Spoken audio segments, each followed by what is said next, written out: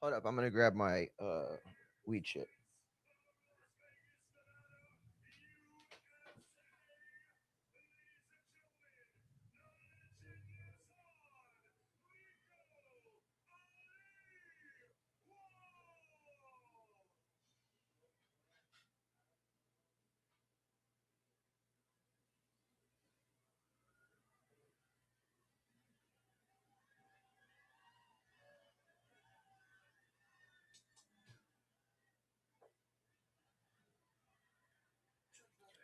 What's up, guys?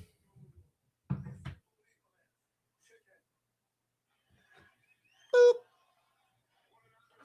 Yo, I'm looking lean as shit, bruh. I'm looking lean as shit. Damn. Yeah, that's not bad. I'll take it. Yo, what is going on? I told y'all we were gonna go live on Friday. I told y'all. I said we're going live on Friday because you know what? Celebration. We've been going live every day for the last 2 months. Not every day, but every week for the last several months. Show's growing, subscribers, everything's beautiful. It's beautiful. Love it. I love it. I love today. I got my golf swing back. I'm hitting the fuck out of the ball now. Yo, and I got an announcement, but we're gonna talk about that later. Right now, we got Nico Ali Walsh, the grandson of the great one. Okay, if you didn't know, he's hanging right up there against the wall. Muhammad Ali's grandson is right now popping that jab out, looking nice and spicy with the jab. Follows it up with the right. His opponent, what's the guy's name? Oh, Sheila.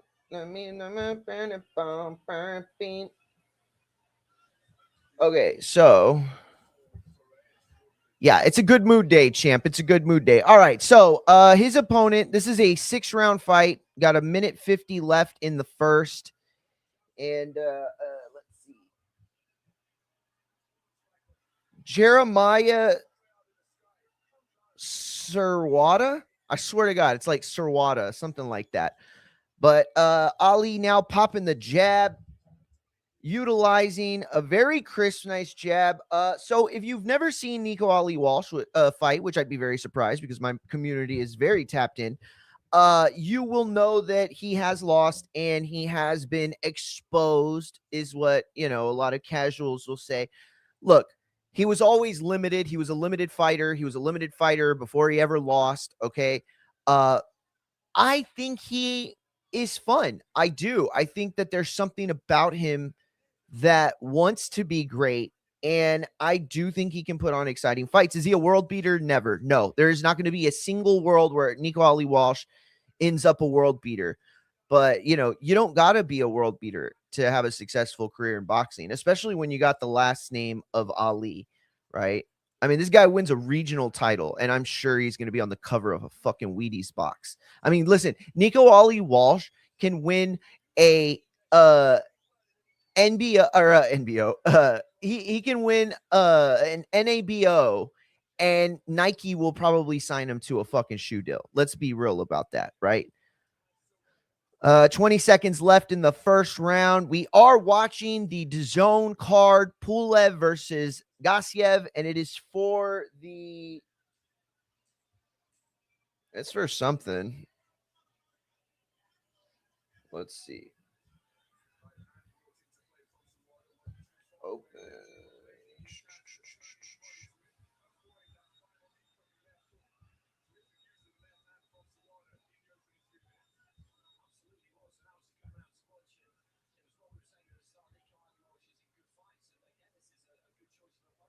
Actually, it's for nothing. I think it's for like an IBO title or IBA. I think it is the IBA because there's like a lot of like IBA paraphernalia on the poster. Ooh, Ali got tagged from the top head body head. Nice little hook that he threw. He's got this like wide hook that I don't like that he throws, right? And he throws it like it's like out here, it's like a slapping hook. But he's got very good understanding of how to get the torque out of the punch, right?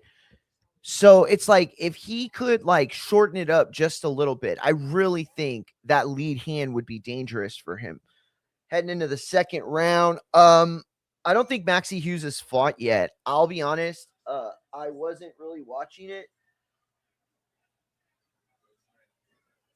I wasn't really watching. I wasn't really watching. Yeah, I'm just gonna be honest. But I told y'all we were going live, so I wanted to go live. Ooh, Ali just took a right to the freaking head. Yeah, I could do that, but I'd have to jump off YouTube, and I just saw that you're on YouTube, so I don't why you're on both, I don't know. And thank you again. You know, you haven't been here for the last like 3 shows, and I swear to God, I forgot to go live on IG all 3 times, dude. Listen, I'm telling you right now, when I can like when the show makes even a little bit of money, I'm just giving it all back to y'all. I swear to God, I'm going to hire as many producers, as many people that can make me like fucking overlays and thumbnails, like as many people as I can hire is what InFX and FX. We will never have too many background production engineer people like that. Ali reaching with the jab a little bit. So this is kind of like the MO on Ali, right? He gets to a point in the fight where I think he feels like down, like in the fight. I mean, like he feels like, oh, I'm losing or I'm down on the cards or I haven't, performed up to expectations yet. And that's when he sort of kind of opens up a little bit more than he should. The first round, he was throwing a very nice, crisp jab, but he was letting it go from the right place. You see, that's the most important thing with the jab, right? A lot of people, specifically like casual fans, believe that the jab is nothing more than a setup punch, right? It's a distraction. It's something to keep you busy or keep your opponent, guessing. And that is absolutely false. Okay. I've seen jabs knock people down. I've seen, uh, um, Oh, a nice left hand from Ali. He misses the 1, he misses the 2, follows up with the lead 3 and connected. It is a very disruptive shot. And a beautiful counter right from Jeremiah. Unfortunately, he wasn't in the range. And that's the one thing that Ali showed in the first round that he's not showing here in the second. And that is an understanding of the range. Although it may be that Jeremiah is the one who has understood where Ali can get to him and where he can't. Yeah, I mean, I wouldn't say he looks like dog shit, but I mean, yeah, he's definitely not like a top fighter. But I mean, what you want Ali? Who do you want Ali to fight? Like, come on, dude. Nice left hand by Ali, follows it up with a jab, misses the right. Jeremiah is timing that shot from Ali, and that could be dangerous in the fight. It doesn't look like this kid has any sort of ability to crack whatsoever. He looks like he has very soft hands. Let's see.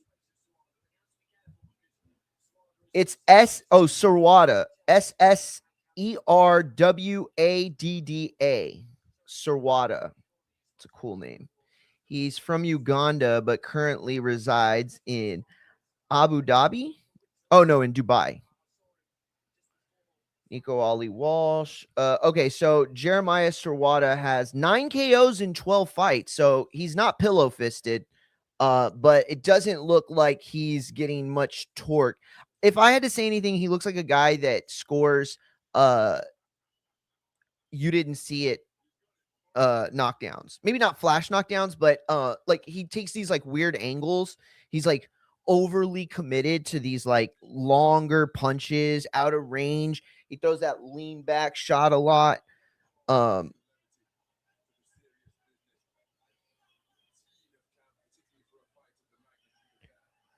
yeah, I appreciate that, champ. Yeah, no, we're gonna run undisputed. We're gonna run it. I'll have my gamer tag, my PlayStation tag. It's Senior Stash, SR Stash 21. You can find me on Undisputed. Uh and come get your ass beat. It's all good. We got nothing but love over here, right? I'll beat that ass and I'll let you come on and talk about it. Nice uppercut from Jeremiah. He used that lead uppercut almost as a counter, which is like fucking nuts to do. You leave yourself so open if that guy's coming in with something uh other than a long distance or a long range punch. Sawada jabbed to the body as Ali countered with a hook to the body. I really don't think that there is a punch in Ali's arsenal that would allow him to score an effective counter body shot.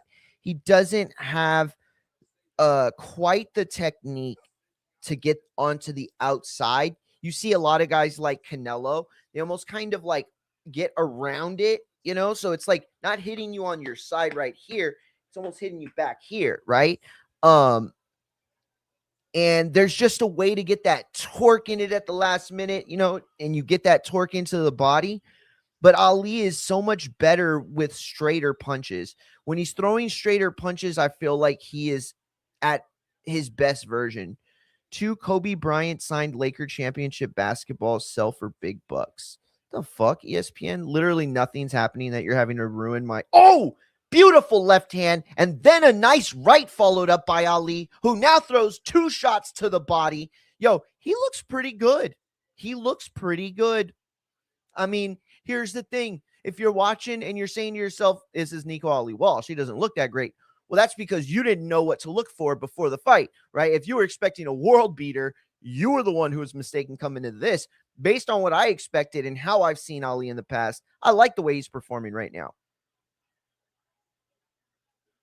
Now Jeremiah is starting to press Ali's space. He hadn't done that very much at all within these 3 rounds. 15 seconds left in the third. Yo, who does Swarda look like? Sirwada. Who does Sirwada look like, bro? He looks like a rapper, like an old rapper. He looks like one of the guys from OPP. No, wait. They weren't. No, Naughty by Nature, I mean. He looked like the bald light skin one from Naughty by Nature. What the fuck, bro? They got like a Fortnite video game playing on the... It's always funny to see boxing or MMA or like whatever in another country when it's like specifically being like targeted to like American fans. Like in this case, Nico Ali Walsh is fighting on this card, right? So they expect a certain amount of English speaking fans to be watching more than normal, right? And it's so funny when that happens and they like all like start catering to Americans like Japanese people in America. And they're like, oh yeah, special hot dog, pizza time. Oh, race cars, mountain, rocky, yeah, steroids, muscles. Like they just like flash bang you with the fucking bunch of American objects. It's weird. And they're like, yeah, we hooked these fat bastards from America. These obese son of a bitches don't even know what they're doing. All right. Now, Nico, it's never a good idea to have a font before you have like a quality win or a quality like you should probably be like an interim champion before you get your own font, you know? Like even if you're Ali's grandkid, I don't think you need your own font. Not yet, right? Let's win a few before we start putting creative artistic endeavors into our trunks and the font.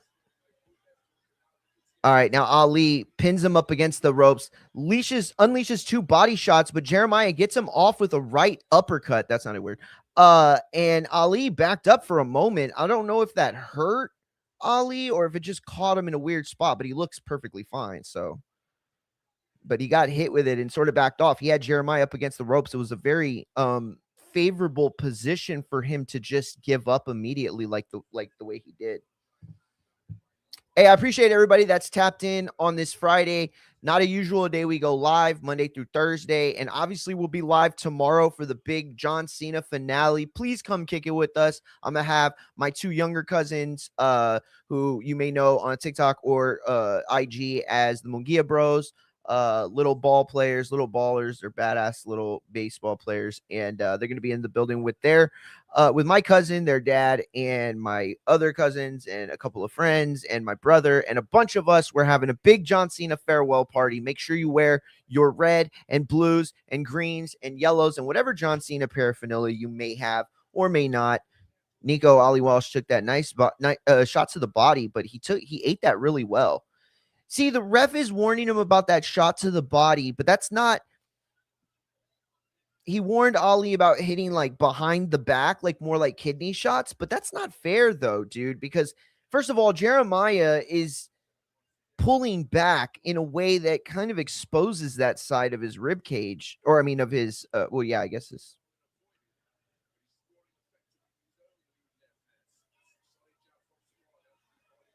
Yeah, Suarda is doing well when he's starting first. When he is first, it is very difficult for Nico Ali Walsh to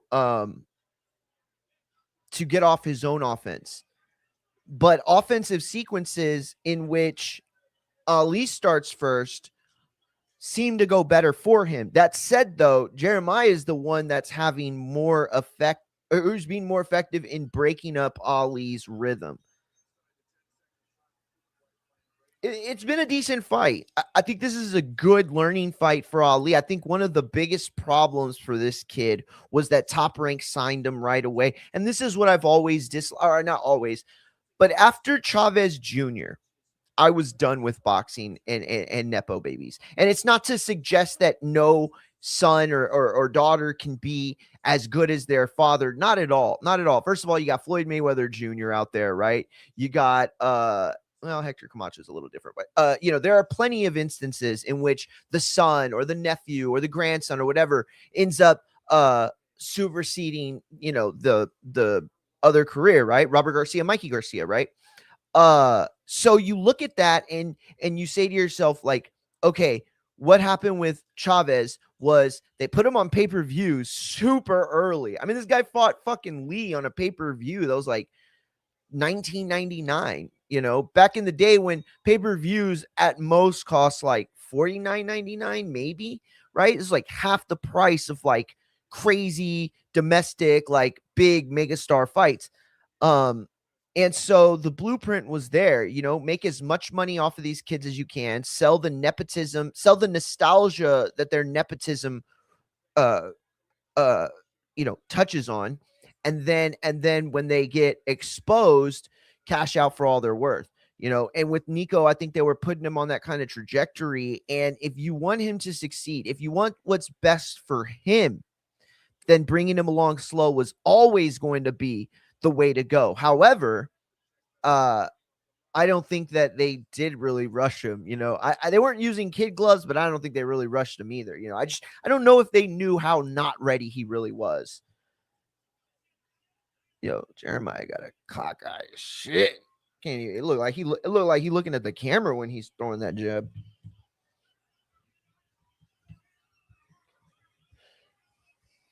Yeah, Ali's lost the distance. He's lost the range. This happens in a fight, especially like 6-rounders where you don't have a lot of time to go and work a game plan.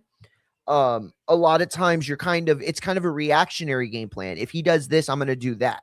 But for the most part, I'm going to go out and try to establish my fight script. In this case, though, with a 6-rounder, it's tough because you don't really get the chance to work. You got to put in 2 rounds in the first 3 immediately. If you go down 2 rounds or even worse, 3, I mean, you've lost. The fight's over, basically. I mean, I'm not saying it's over, but I mean, you would have to make something very special happen. And to put yourself in a position where you need to make something big happen, like the best fighters, the best players in the world, they don't shoot 50-foot 3-pointers for the game winner, right? They don't throw 60-yard Hail Mary passes to win the game, right? They're good enough to put themselves in a position where they're able to win it. And, That's kind of not what Ali does well at all. Beautiful right hand that Ali followed up, and then a jab. Both of them single punches, solitary punches, but both landed really well. Jeremiah looks tired now, and Ali looks controlled. Ooh, nice stab jab to the body, and then Ali brought it back up to the top. I really like Ali in this fight right now. If you're looking at, well, who landed punches, like what was one person doing to the other in terms of offense, both exchanged really, really nice right hands with 13 seconds, 10 seconds left on the clock.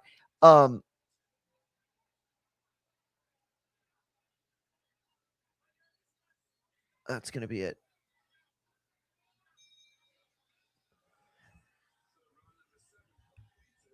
So you got, where are they? They're in Abu Dhabi, right? Or Dubai?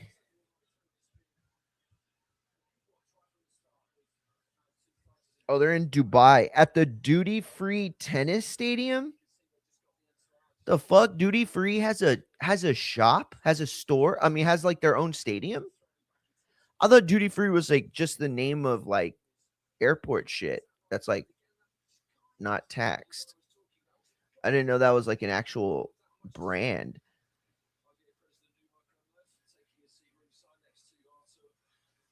Oh, there's Archer Beterbiev, and I think that's a relative. Oh, his relative fought on the undercard. Hold up, I'll be right back.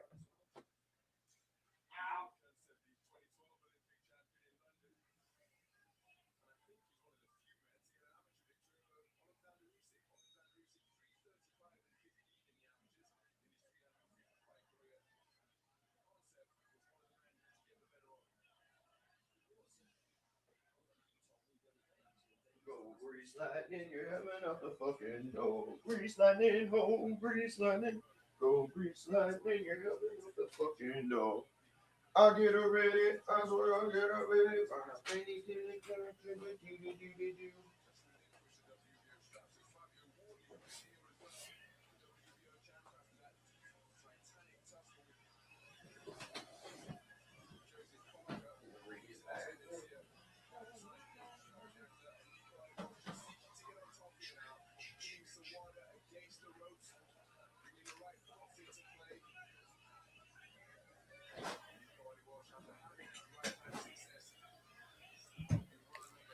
Okay, round 6, 2 minutes left in the last final round of this fight between Nico Ali Walsh and Jeremiah Sarwata. That's right, Sarwata. 2 S's, 2 W's.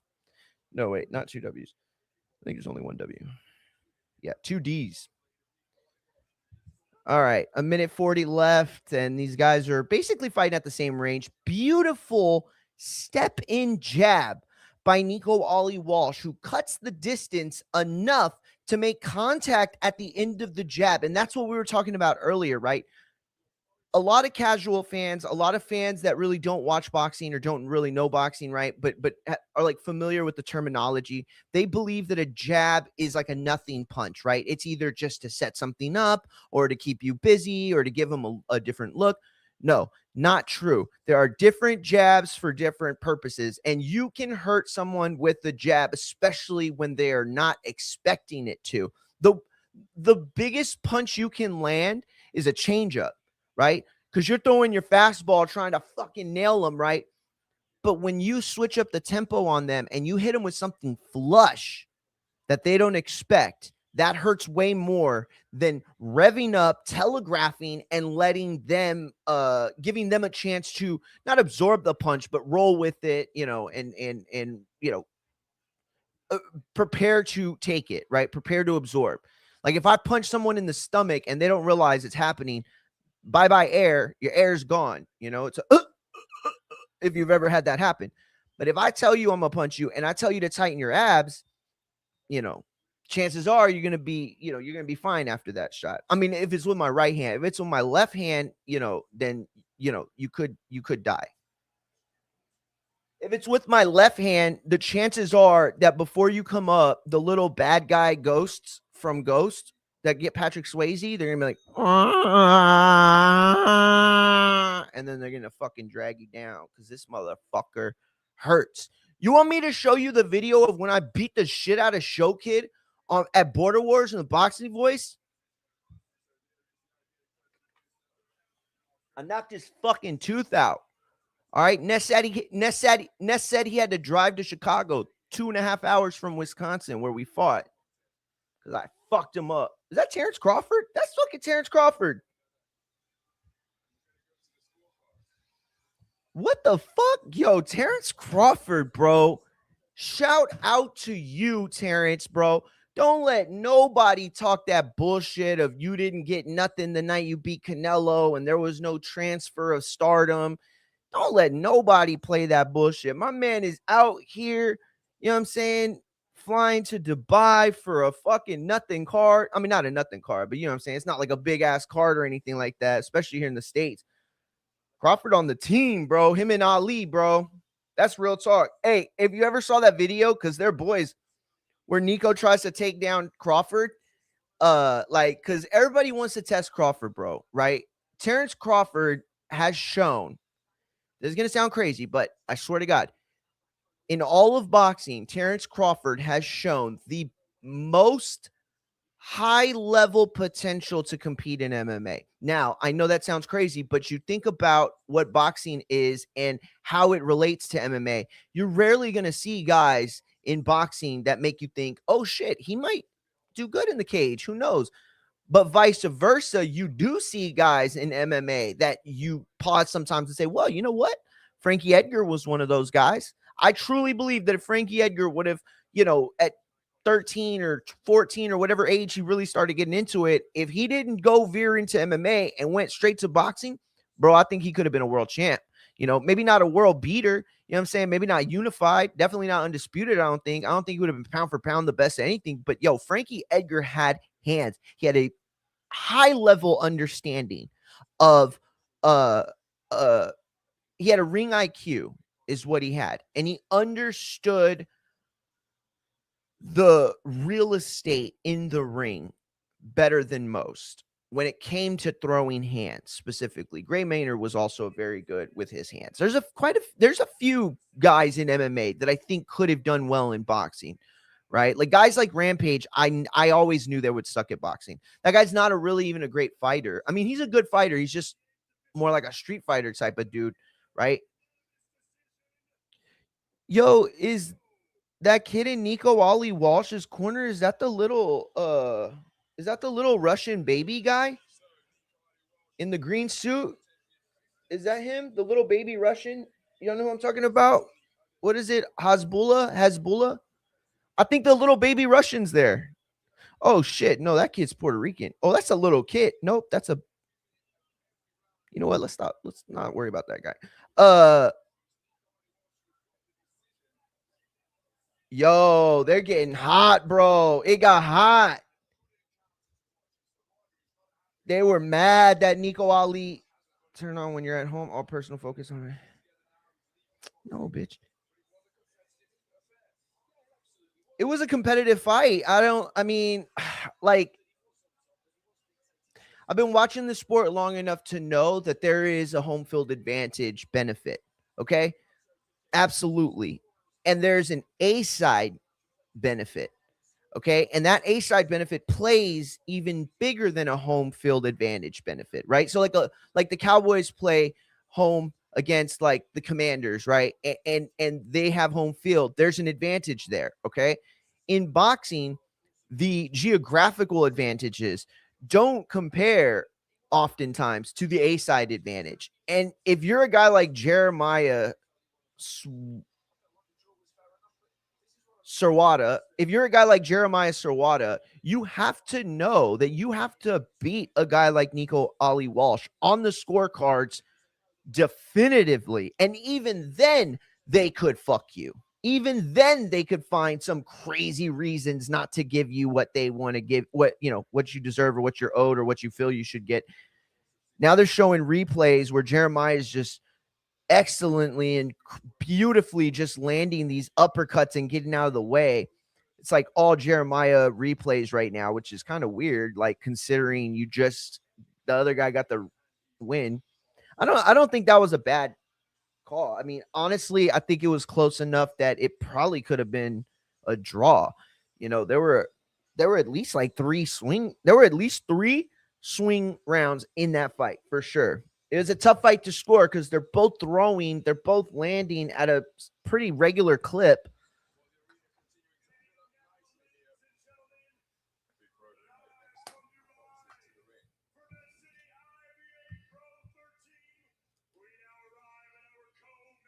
Oh, here we go. Maxie Hughes.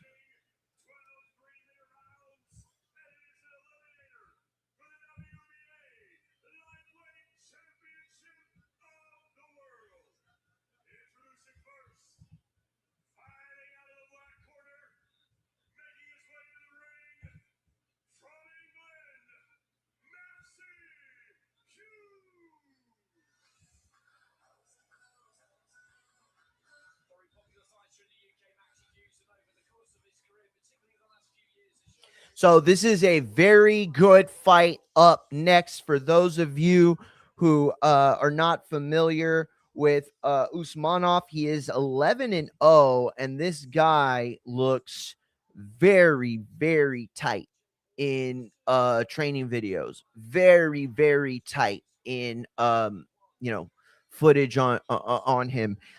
Maxie Hughes, who you should be familiar with if you've been watching the sport long enough. He's been boxing since about 2011.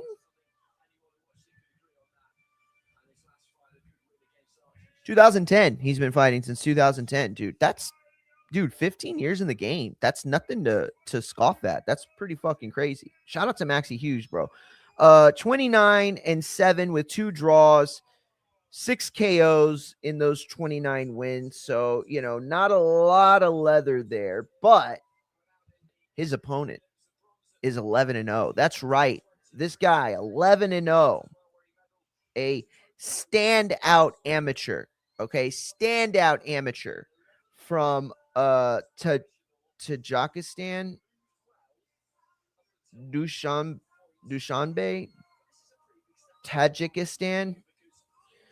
Bro, I ain't even gonna go there with that. So this is gonna be a 12-round affair if it goes the distance.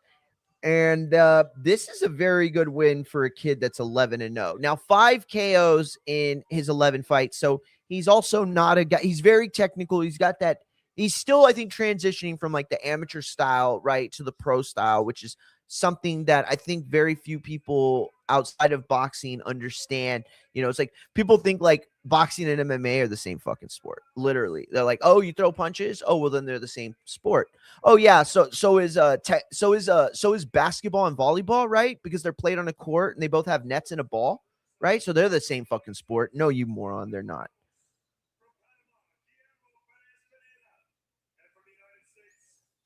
It's a weird ass looking building, bro. It's like rectangle.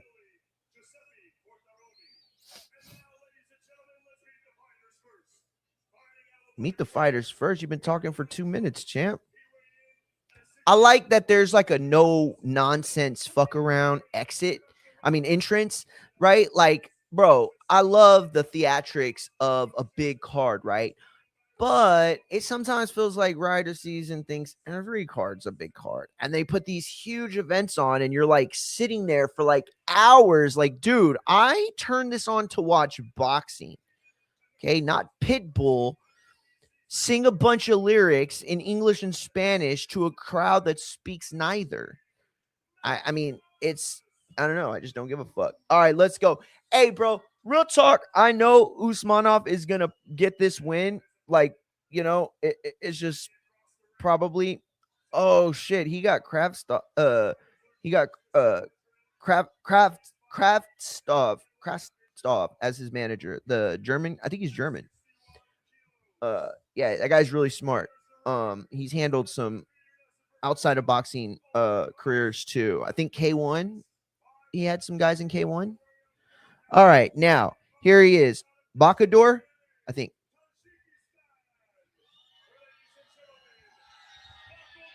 Bacador. Bacador Usmanov. Okay. Again, this is a very, very interesting fight from a style perspective. Okay, going on DAZN right now. You can check it out yourself. I don't know how much it costs to sign up right now. I mean, I'm assuming they don't have any down things right now because of Christmas, so maybe you can get a good deal. Who knows? But it's tough to pay for a subscription that essentially rewards you by making you pay for pay-per-views. Yo, and by the way, they're putting the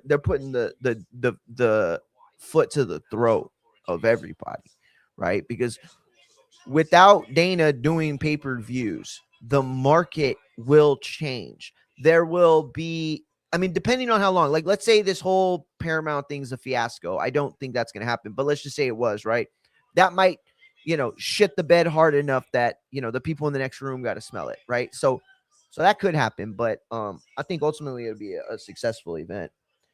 All right, we are in round 1, 2 minutes and 20 seconds on the clock as Maxi leaps in with a nice 1-2, follows it up with that. It's like a hybrid left, right? Because it's not a hook at all.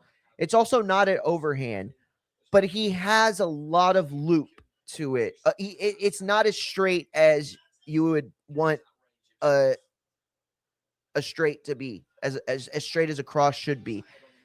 And he throws it a lot like that. So I always assume, okay, this guy is, these are reaction punches, right? These are like counter punches. These are punches where you're trying to catch the guy when he's not expecting it. Maxi's got decent accuracy with his hands. The problem he has a lot of times is not being set in the position to really make it count. It's not that he doesn't land, it's that he doesn't land flush a lot of times. He just doesn't utilize the range that would be best for him. Also, it's tough, fighting out of the southpaw position. It's tough.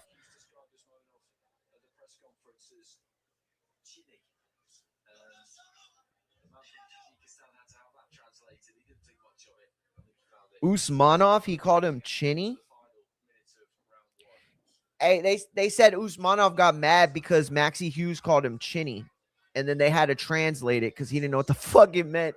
He's from Tajikistan and shit, bro. If I fought a dude from like a different country, like Tajikistan, or like a country like where few people know that language, right? Like I would learn whatever I could in their language to troll the fuck out of them, dude. For real. I would just try to get them to troll. Or I would just try to troll them.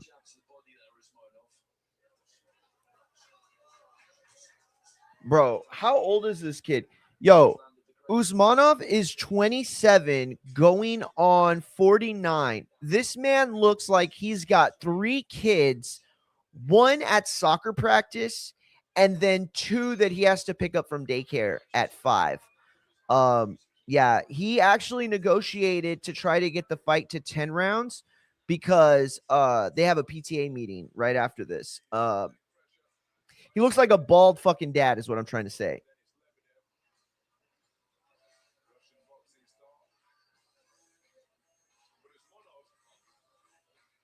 All right, let's see this replay here. Usmanov, very light hands, very accurate. There's nothing really flashy about him, right? He's just very solid. I think I used the word tight, which sounds weird now that I think about it, but he's very tight. He's got everything very, there's not a lot of lag on his technique. There's not a lot of lag on his technique. It's pretty sharp. It don't buffer. You see a lot of other guys, especially that Eastern European and the amateur style, like outside of the U.S. It can be robotic when you put it into the professional setting without a proper transfer over, right? Boxing is a very unique sport in that reps do not help, right? You have to actually have fights. Well, I guess baseball is like that too, because like you could take all the BP you want in cages, but if you're not getting live at bats against a guy who's trying to strike you out with an umpire who's calling, it's not the same. All right, we are 2 minutes and 30 seconds are left in the round two.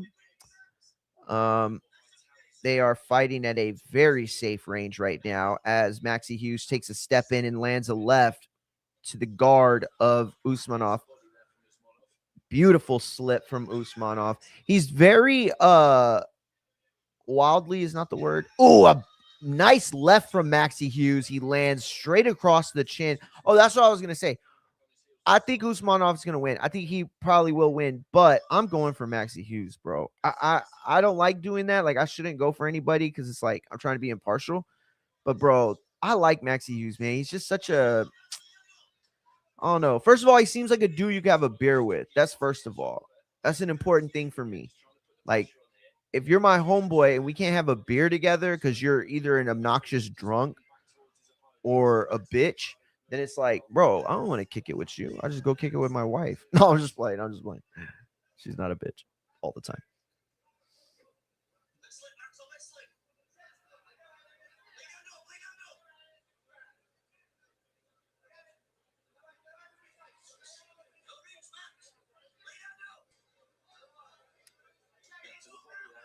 So they are at a distance that I feel probably benefits Usmanov better, but for Maxi Hughes, he is very good at quickly getting that half a shuffle step in before unleashing, and that's good against a guy like this who's he's not fast. He's pretty slow. If you're gonna get an opportunity against him, you got to take it while he leaves it open. And right now he's leaving it open with fucking throwing like this. What the fuck was that? Oh, I didn't see it. My bad, champ. Thank you. Let me see. Uh,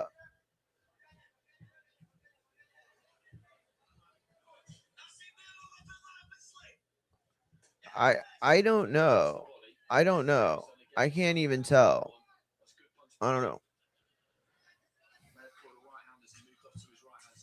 All right, 10 seconds. With a couple of uppercuts then.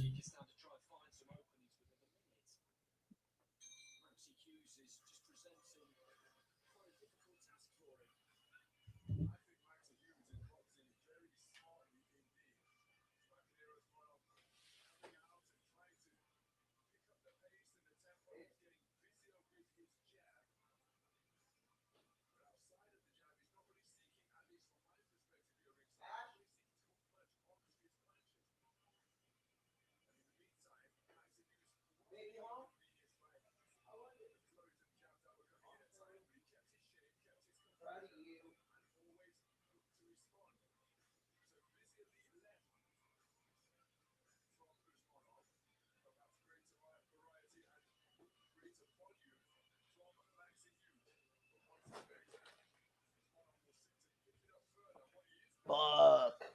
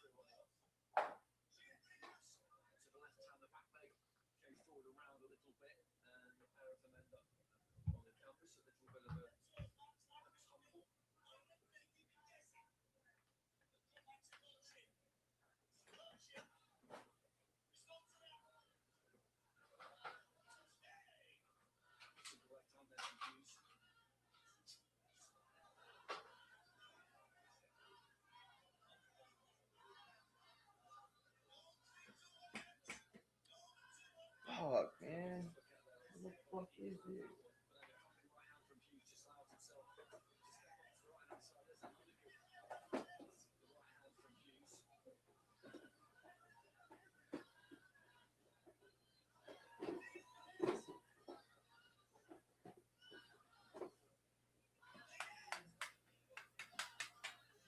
Oh shit.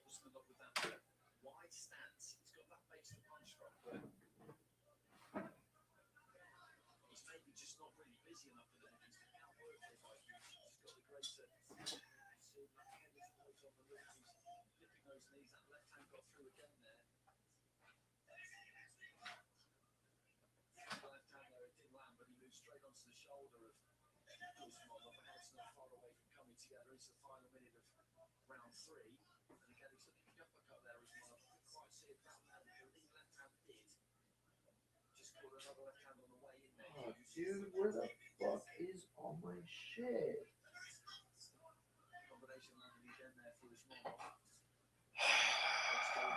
Fuck, dude. Whack.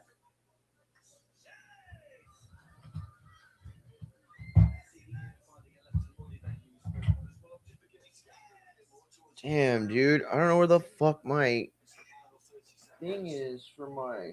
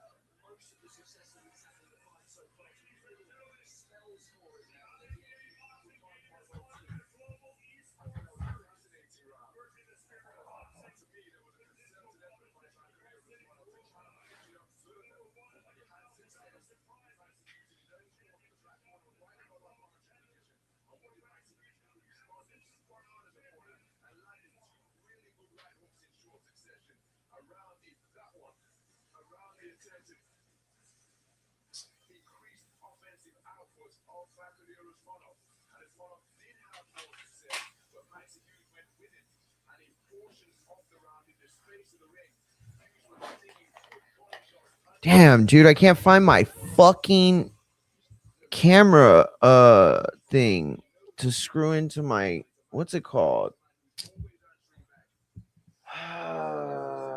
It's like if it's not one fucking thing, it's the other, dude. Canela, I'm not gonna beat you. Why you always leave when I get frustrated? Oh. No? Alright, well, eat shit then.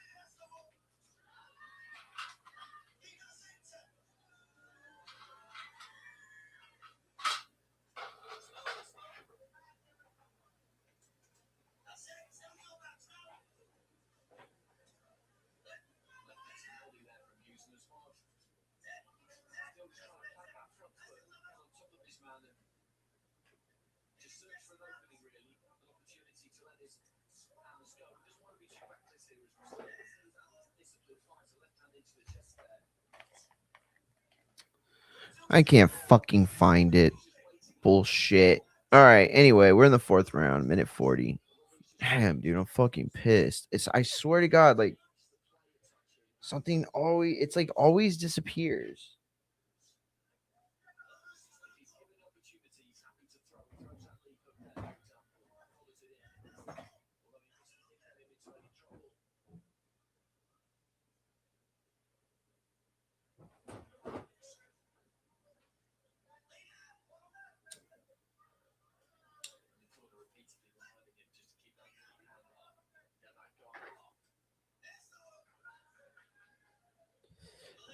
All right, minute left. Maxie Hughes takes a left coming in. Usmanov is starting to get inside a little more, or not inside, but closer in range. Oh man, in sequence, he just landed a 2 to 3 punch combination back to back. Landed it, avoided Hughes's offensive sequence, and then went right back at it. Oh, beautifully evasive from Usmanov. Then he turns over that right hand so well. And the left, by the way, he throws that left almost like from the orthodox position.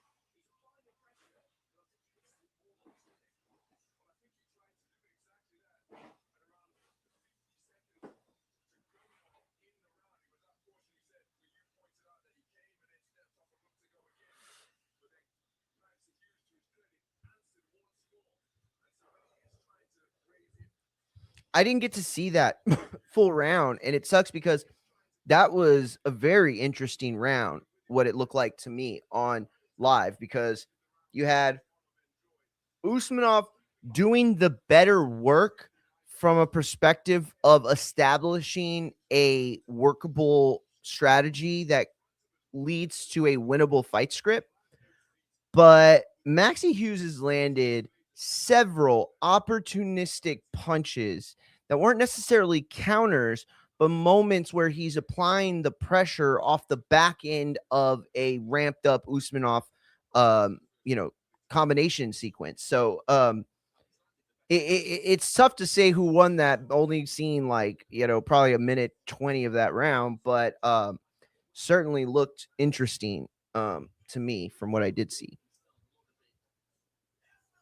Beautiful left hand from the 48-year-old Usmanov, who is 27, but he looks damn near 50. He looks like he has a pair of readers that he wears right here on his nose. And when you walk into a room and he's reading, he goes, "Oh, hello, son."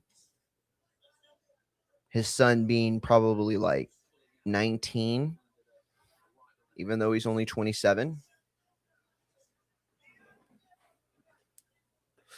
They just got that guy recording the fight. Oh, I didn't get it. Damn it. Let me see if I can rewind it. I don't want to mess it up. You're right.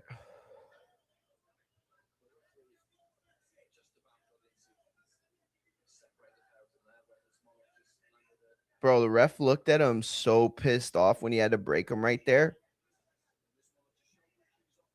Usmanov, I don't love the right he throws. So he's very back here with it, right? So when he goes to throw his straight, it's like a cross, right? He throws the cross like that, but he's not getting full extension on it because he's trying to sneak it in there when he can.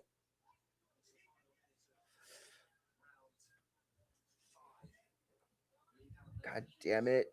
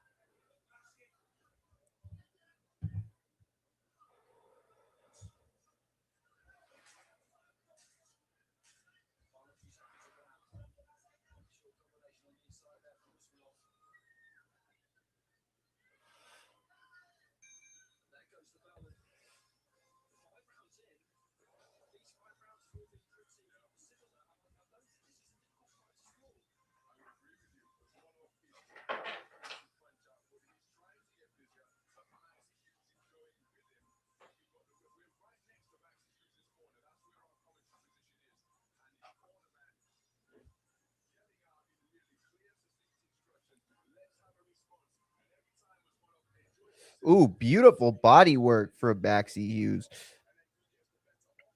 Beautiful right hand on the counter.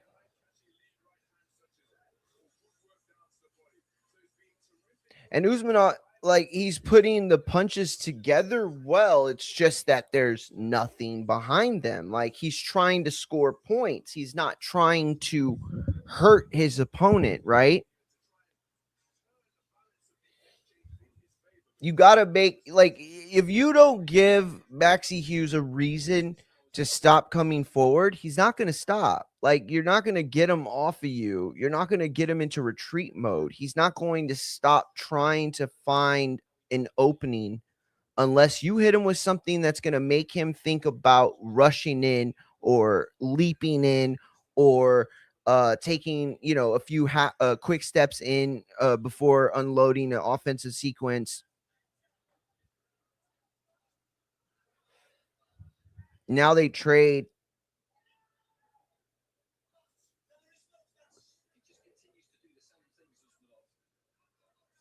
Yeah, Usmanov is very, very repetitive right now. It doesn't feel. Yeah, he just got hit in the back of the head. Usmanov just hit Maxie Hughes in the back of the head pretty hard. I mean, it was an accident, but damn, that looked fucked up. Ooh, nice uppercut from Usmanov. And he's got that thing tucked right here, right? And I was just talking shit about it because it's terrible straight. Like, imagine the mic is my opponent, right? And I'm right here, and I'm trying to catch him with this punch like that. You know what I'm saying? But the uppercut, the uppy, is right there, bro. He didn't land it flush, but he landed good enough to show me and show us that, hey, he's cooking with some gas right there with that right uppercut. Ooh, nice right lead hand from Maxie Hughes. He went to throw a hook, but then kind of turned it over. It was like an overhand lead. It was crazy. That was a weird punch.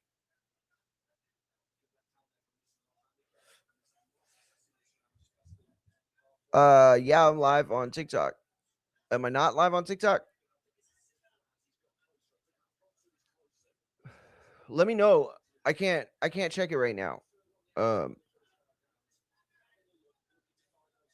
Ooh, nice. StreamYard doesn't connect to TikTok like that. So I don't know if I was live on TikTok. If I'm not anymore, then let me know so I can get back on.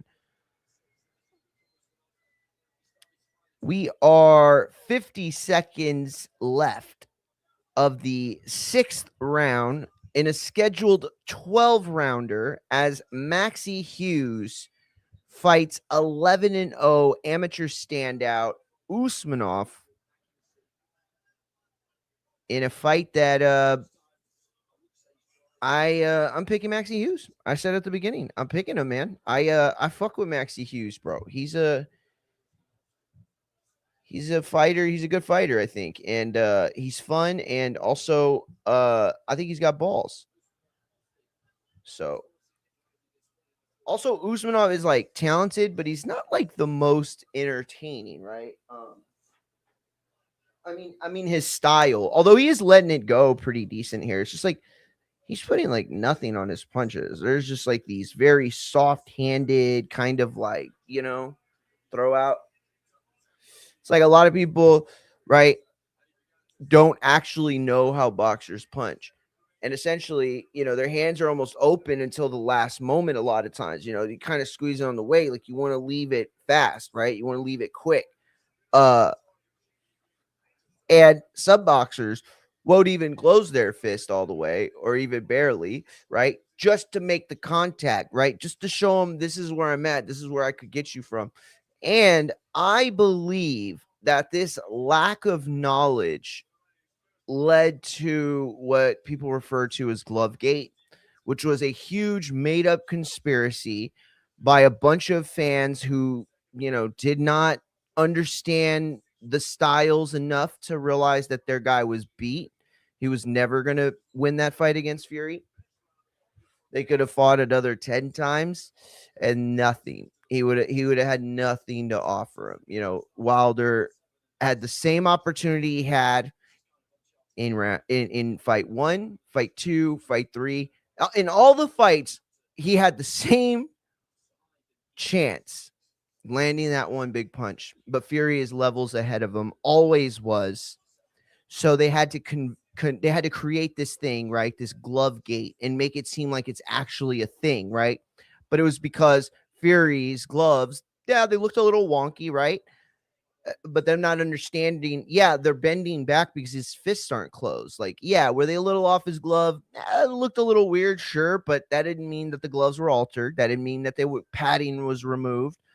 Um, it means that you're desperately trying to cling to anything that'll keep your worldview where it was. And that is, boxing well enough to know your guy, Deontay Wilder, was better than every fighter on the planet, the baddest man on the planet.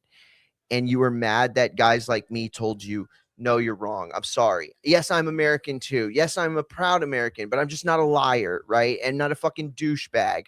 I don't think boxing is where the politics are being played out on the world stage. Fuck that. That's ridiculous, right?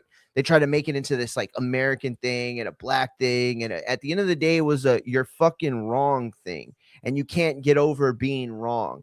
So you have to discredit the win any way you can. But, learn how to throw a punch. Maybe you'll figure out why the gloves look like that. Anyway, Usmanov now in the center of the ring, unleashing hooks. Oh, shit, bro. He went to blow his nose.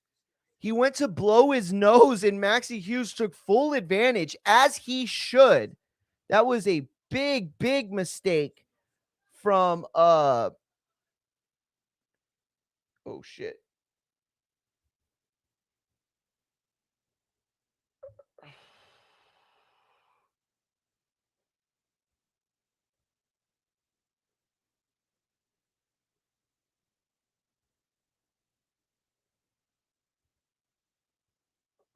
What the fuck?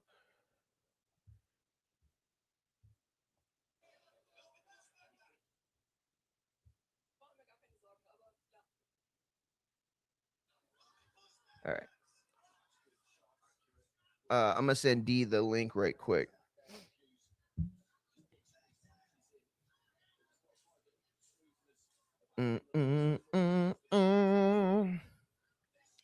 Nah, I'm off IG right now. I'll sign in a little bit. I'm on YouTube right now though. Yo, what is going on? DJ Roberto Ruiz, my man's. What's going on, Roberto? You tapped in, you watching this fight? It's a decent fight, man. It's a decent fight on a Friday afternoon in Texas. I mean, they're in Dubai, but I'm in Texas. Let's see. Send this to D Style real quick.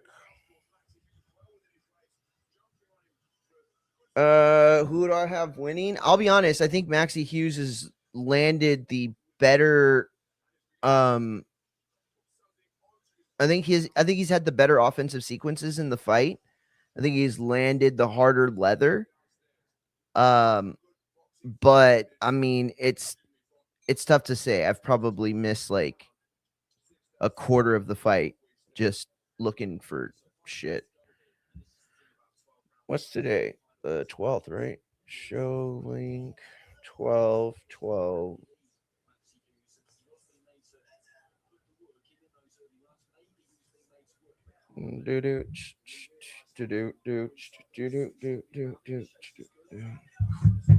Ooh, nice little body shot from Maxie Hughes.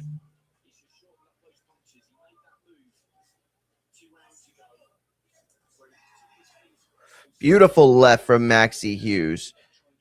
Yo, he is landing stiff leather. By comparison, Usmanov is not landing. It's just nothing. Like I graduated from the Max Kellerman School of how to judge boxing. And I didn't earn my degree without learning rule number 1, and that is judge a round by who would you rather be in that round, right? Who would you rather be? Like if you had to be one of the fighters in that round, in that, what took place, well, who would you rather be, right? And that helps. I'd say answer who wins a round like 9 out of 10 times. I would say that, it is a very accurate tool to utilize if your desire is to get an accurate scorecard.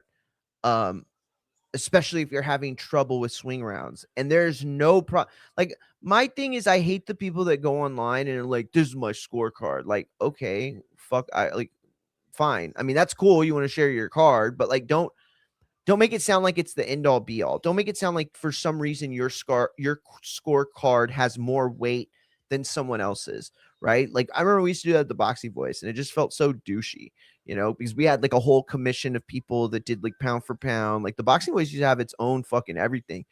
I mean, maybe they still do. I have no idea. But we used to have a commission. Oh, big left from Maxie Hughes. Partially blocked, but he let that thing fly, brother. Usmanov is I would compare him to like a off-speed pitcher, right? This isn't a guy with this guy's got like an 88-mile-an-hour fastball on average. He might top out at 90, 91, right? But he's a finesse pitcher. He's going to utilize curveballs, changeups, different sort of finesse pitches and off-speed stuff to trick you. And that is Usmanov. He throws these kind of slow, almost rigid punches in very tight sequence. And so he's landing. They're just not having a big effect. That's not like anything you would be scared of, like running into. Oh no, I'm gonna run into this 3-punch combination that is, maybe like 60% his effort.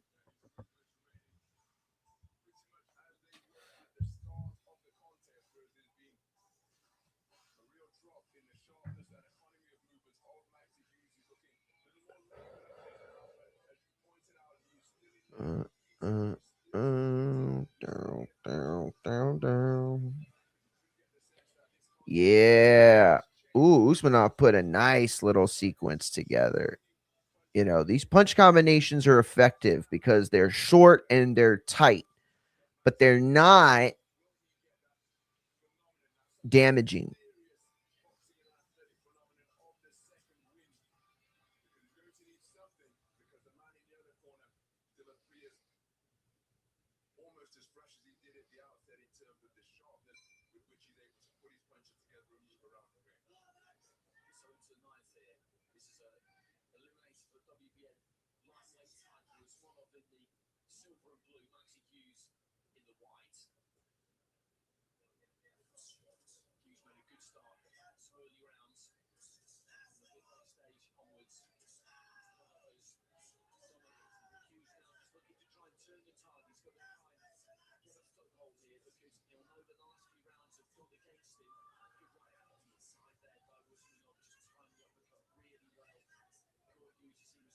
All right, so D I think is going to come on. Hopefully, we'll see if he comes on. He's able to join us last minute, so that I appreciate it very much. Yo, shout out to Ness, shout out to Abe, shout out to Machine Gun Matt, Super Mex, all the people over this last 2 weeks that have jumped on very last minute. Most of them were like maybe 30 minutes to an hour before I went live, so they all came through. And shout out to Ness, man. I know he's like super busy. He's live for like 6 hours a fucking day, bro, talking like Crawford. You know what I'm saying? Like, fuck, dude. Like, that's tough. That's a tough gig. I have fun playing Undisputed in WWE 2K, and I love chopping it up with y'all. You know what I mean? So it's like a win-win for me. I was already gonna watch this fight, so watching it with y'all, this is awesome. You know what I mean? I get to smoke. I get to have my one Dr. Pepper for the day, or for the weekend, I guess. Whatever. Fuck. Don't tell my wife if I have one on Saturday. But yeah, man, I'm not covering SmackDown tonight for fightsatw.com, but you should go to fightsatw.com. That's fightsaroundtheworld.com. And bookmark it for your go-to place for combat sports. Yours truly covers SmackDown and Raw twice weekly for fightsatw.com. But there are a host of what I consider pound for pound top three best staff in combat sports, specifically boxing writers. The amount of boxing talent or the amount of talented boxing writers at fightsatw.com is it's unique. It's a unique thing at this point in time, Maybe not 10 years ago, certainly not 20 years ago, but today it's very unique to have that many solid writers under one roof. And it's a wide variety, like I'm an old soul, dude. Like I don't really vibe with, you know, I mean, do I have the Riz? Certainly I have the Riz. Um, am I too old to use the word Riz? That's the question. And yes, I feel probably yes.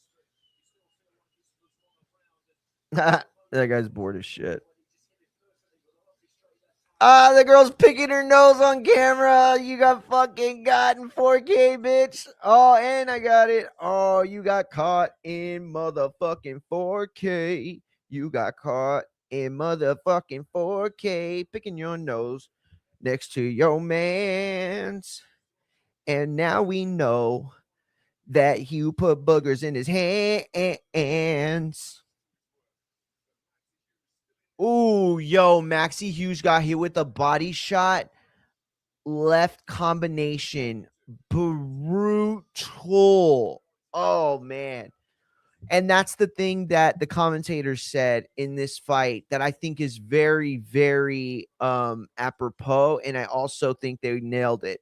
They said that, is there a potential that the strategy going into this for Usmanov was Maxie Hughes is going to tire down the stretch? And they questioned whether or not it was right or wrong, but it seemed to be what they felt was, and they probably have a lot more tape on him and seen him a lot more to, be able to pick up little nuanced things like that. But it does now make sense, right? Being able to play Monday morning quarterback right now and say, oh, yeah, this looks like Usmanov is starting to turn it up a little. He's starting to put a little more juice behind those punches. He's starting to give Maxie Hughes a little less breathing room between offensive sequences. The fight script is starting to play out in a way that favors Usmanov much more than it did, even 5 rounds ago or even 3 rounds ago. Yeah, now he's starting to turn it up and he's doing some nice work to the body. He's got this like half a shoe shine move that he does, which is very, very, very nice. What the hell? Champy, what's going on? I got D Style in the building. I'm in the building. How's the sound? Does that sound good? You're a little low, but you sound crisp and clear. Let me see. Maybe that's it's my audio. My bad. I'm not sure. Yeah, that was me. I was, How does it sound now? you sound perfect. Right, you Crisp, can hear the mic. yeah, you sound crisp and clear. Awesome. All right, that's good. So, oh, what the hell? Okay, What there. happened? So man, appreciate you tapping in with us, big dog. I've been wanting you all week. I've been following your social media discourse Sure. Go ahead. Go for the ahead. last several days. Yeah. A good longtime listener of a community member, HDL, and you have been going back and HLD. HLD. forth. Yeah. Yeah. Yeah. H- HLD, I said HDL. HLD have been going back and forth on a topic that I don't want you to burn on. You have talked about this and you've extensively talked about it. You can go to D Style Show, search on YouTube. Awesome program. Um, but and he does wrestling too, Sure. sometimes. But I don't understand the crux of this thing, right? Like you are saying essentially that the WBC is not a business in the They're not. way that Coca-Cola is a business, right? No, no. I'm not just saying that. That they're not. Okay, Factually, they're not. if you want to break it down, please. They're a nonprofit organization. They are a C6, right? So that is their primary function. That is what the WBC does. Yeah. That's it. I mean, can they have a surplus? Sure, but they need to account for everything. So let's say you own a company and I own a company, right? Yeah. For the sake of argument, yours is a for-profit business, so everything Mario makes, Mario gets to keep. Now Mario has to file income taxes, right? Like you need to pay your taxes, all that good stuff. But whatever you do with the profits of that money is yours to do with what you can do whatever you want with it. But if I have a nonprofit, if I'm running a league, like in this case, like if I'm a sanctioned organization for a league, like the WBC is, then I need to. I'm allowed, of course, to charge sanctioning fees like they do. They actually also charge dues. I guess I don't know if there's promoters that pay that or whatever, Hmm. right? And they pay into it. But everything that I spend, all of it, is has to be accounted for, right? For it needs to be. I could only use it for operating costs to pay salaries, benefits for the employees, and uh, any surplus from there has to be used for whatever cause, whatever common cause my organization is for, and it needs to be accounted for, all of it. So I understand that. And the first thing that I thought when I heard you speak about this was church, right? The way that church kind of works. Yeah, You for what know, same?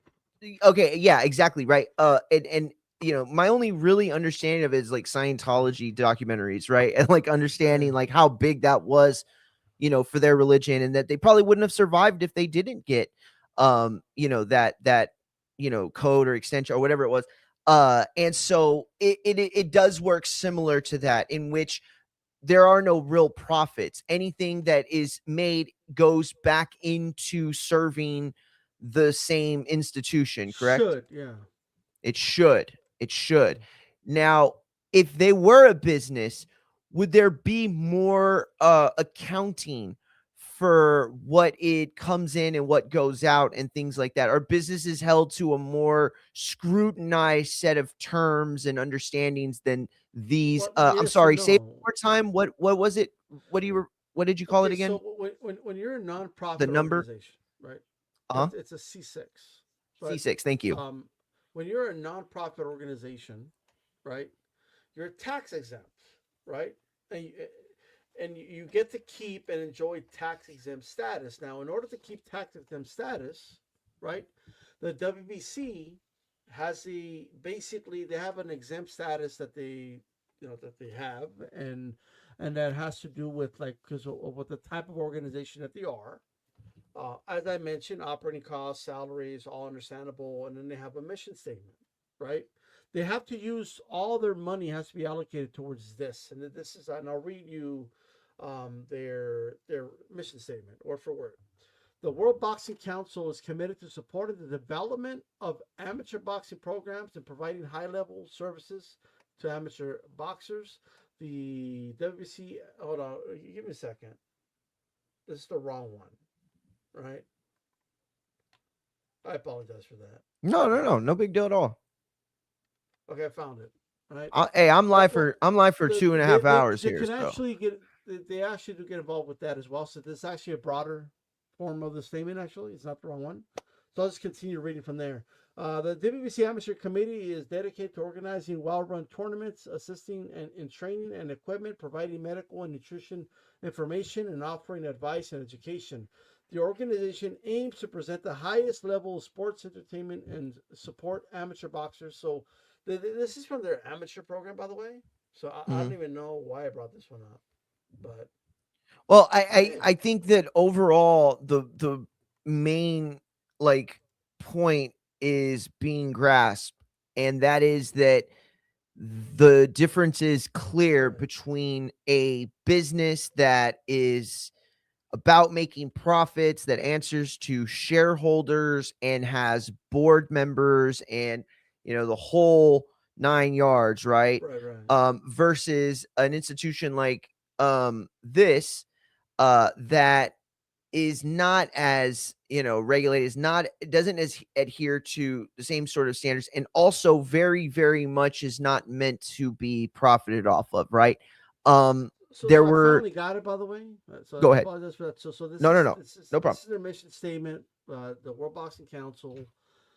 This is what they put in their taxes and everything. Okay, to protect boxers' safety and health inside and outside of the boxing ring while promoting the sport to its highest standard. The WBC also focuses on creating and enforcing rules applicable to boxers, promoters, and their representatives, and conducts educational and charitable activities for the benefit of active and retired fighters. Additionally, the WBC aims to aid retired boxers in need of providing financial assistance and support. So that is their mission statement. So basically, in not so many words, they need to basically show in their taxes and all their spending. This is what we're spending it on because that's the reason they're tax exempt. Got you, got you, got you. So let me ask you this. Nick Khan, Sure, who is the president of WWE, TKO, who owns sure, UFC and works hand in hand with Ryder Season in Turkey in the ring. Um, right. he recently did the Pat McAfee podcast, and in that Mm-hmm. interview, he made some pretty damning statements, statements that were meant to be, received as negative on Mauricio Suleiman. And while I don't Mm-hmm. believe he ever mentioned him by name specifically, he Okay. did clearly refer to him as, the WC guy.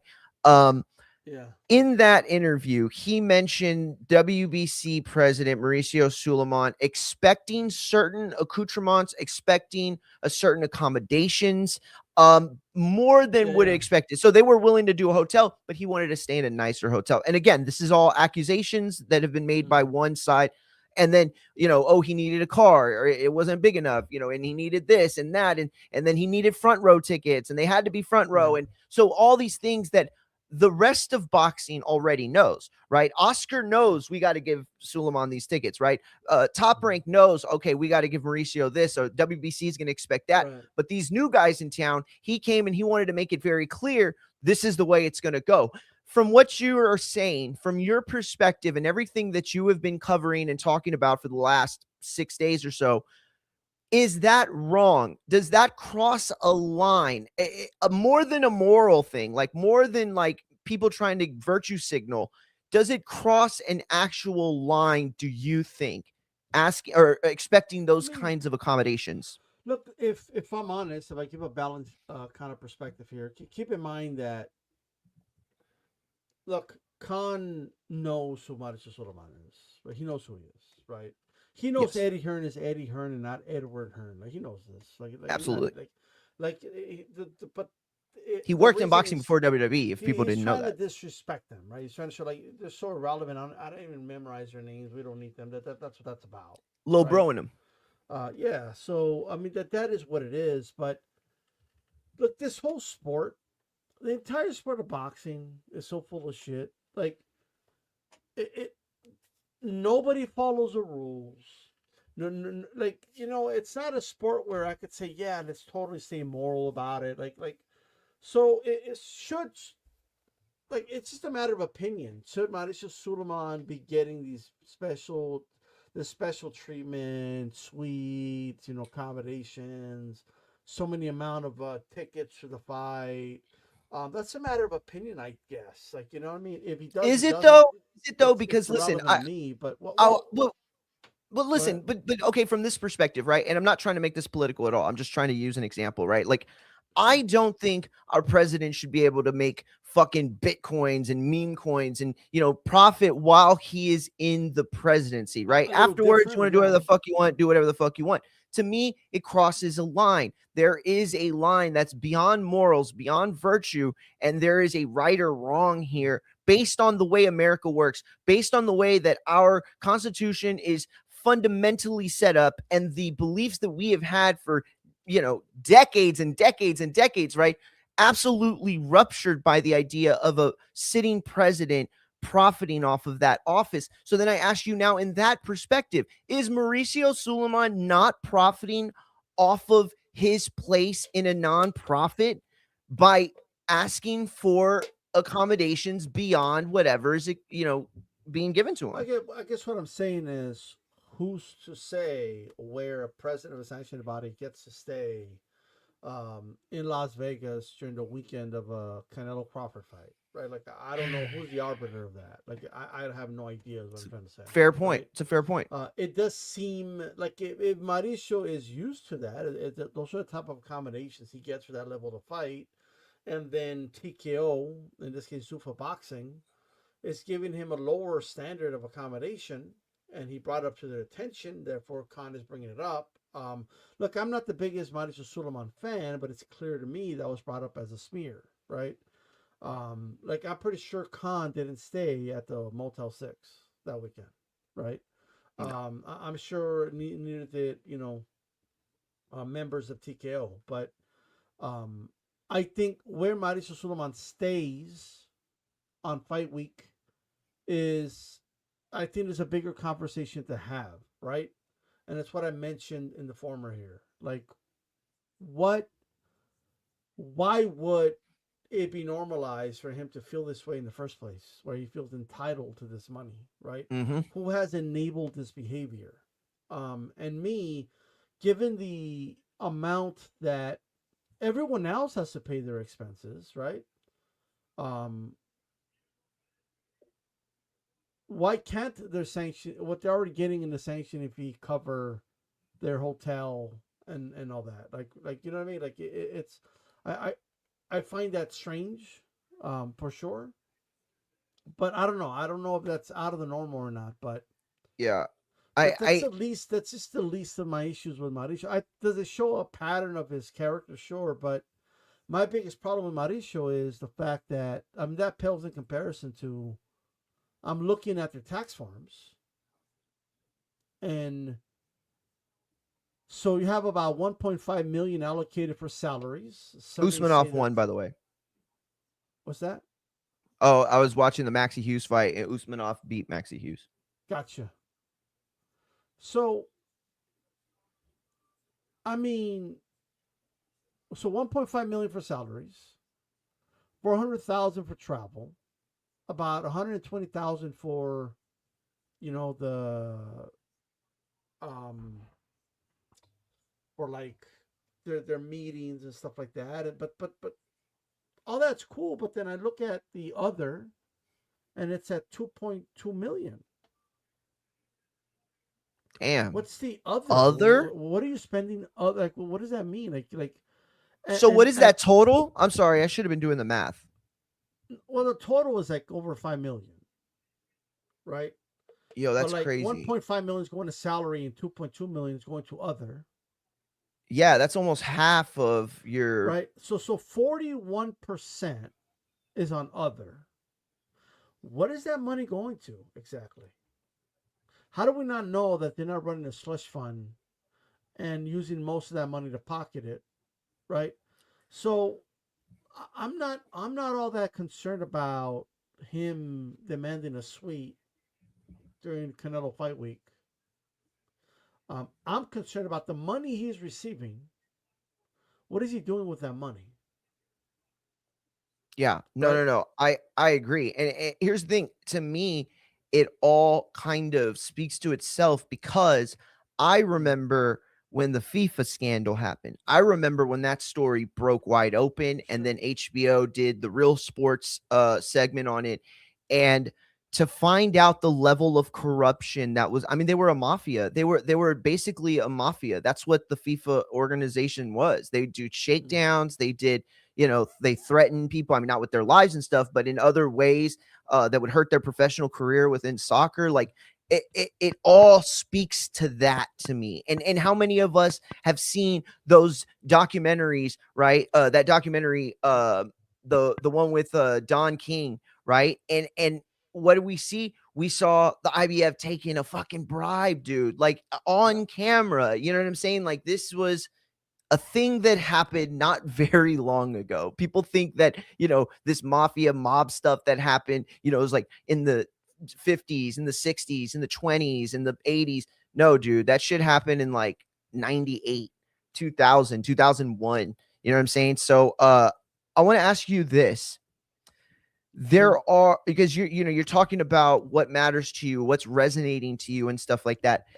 HLD isn't the only one. There are a lot of people that seem to be very, very defensive of the WBC, their place in the sport, and ultimately, I think their future. And so, what I think a lot of people are seeing is sides are dividing. Are we going to become this UFC version of boxing? Is boxing going to become this UFC version? Get rid of the Ali Act and Ryder season and Turkey in the ring and TKO, they all win, right? And WBC and everybody else gets pushed out. That's the fear. I think for a lot of them. Do you think that's a rational fear? Do you fear that? Is there any part about you that wouldn't enjoy or appreciate them pushing the sanctioning bodies out of the sport like that? What do you think? Look, the sanctioning bodies have nobody to blame but themselves. Well, one last point I wanted to make, just because Sorry, yeah, go ahead. When I was looking into and by the way, just for the record, this isn't me doxing them or me like all this is public information. This is all public record. Yeah, this is all public record. Info. They're a nonprofit. Yeah. They're tax exempt. We're able to see all this stuff. All right. I thought, well, look, maybe this is normal with nonprofits, right? I don't like the look of it, but maybe that's the way they all operate.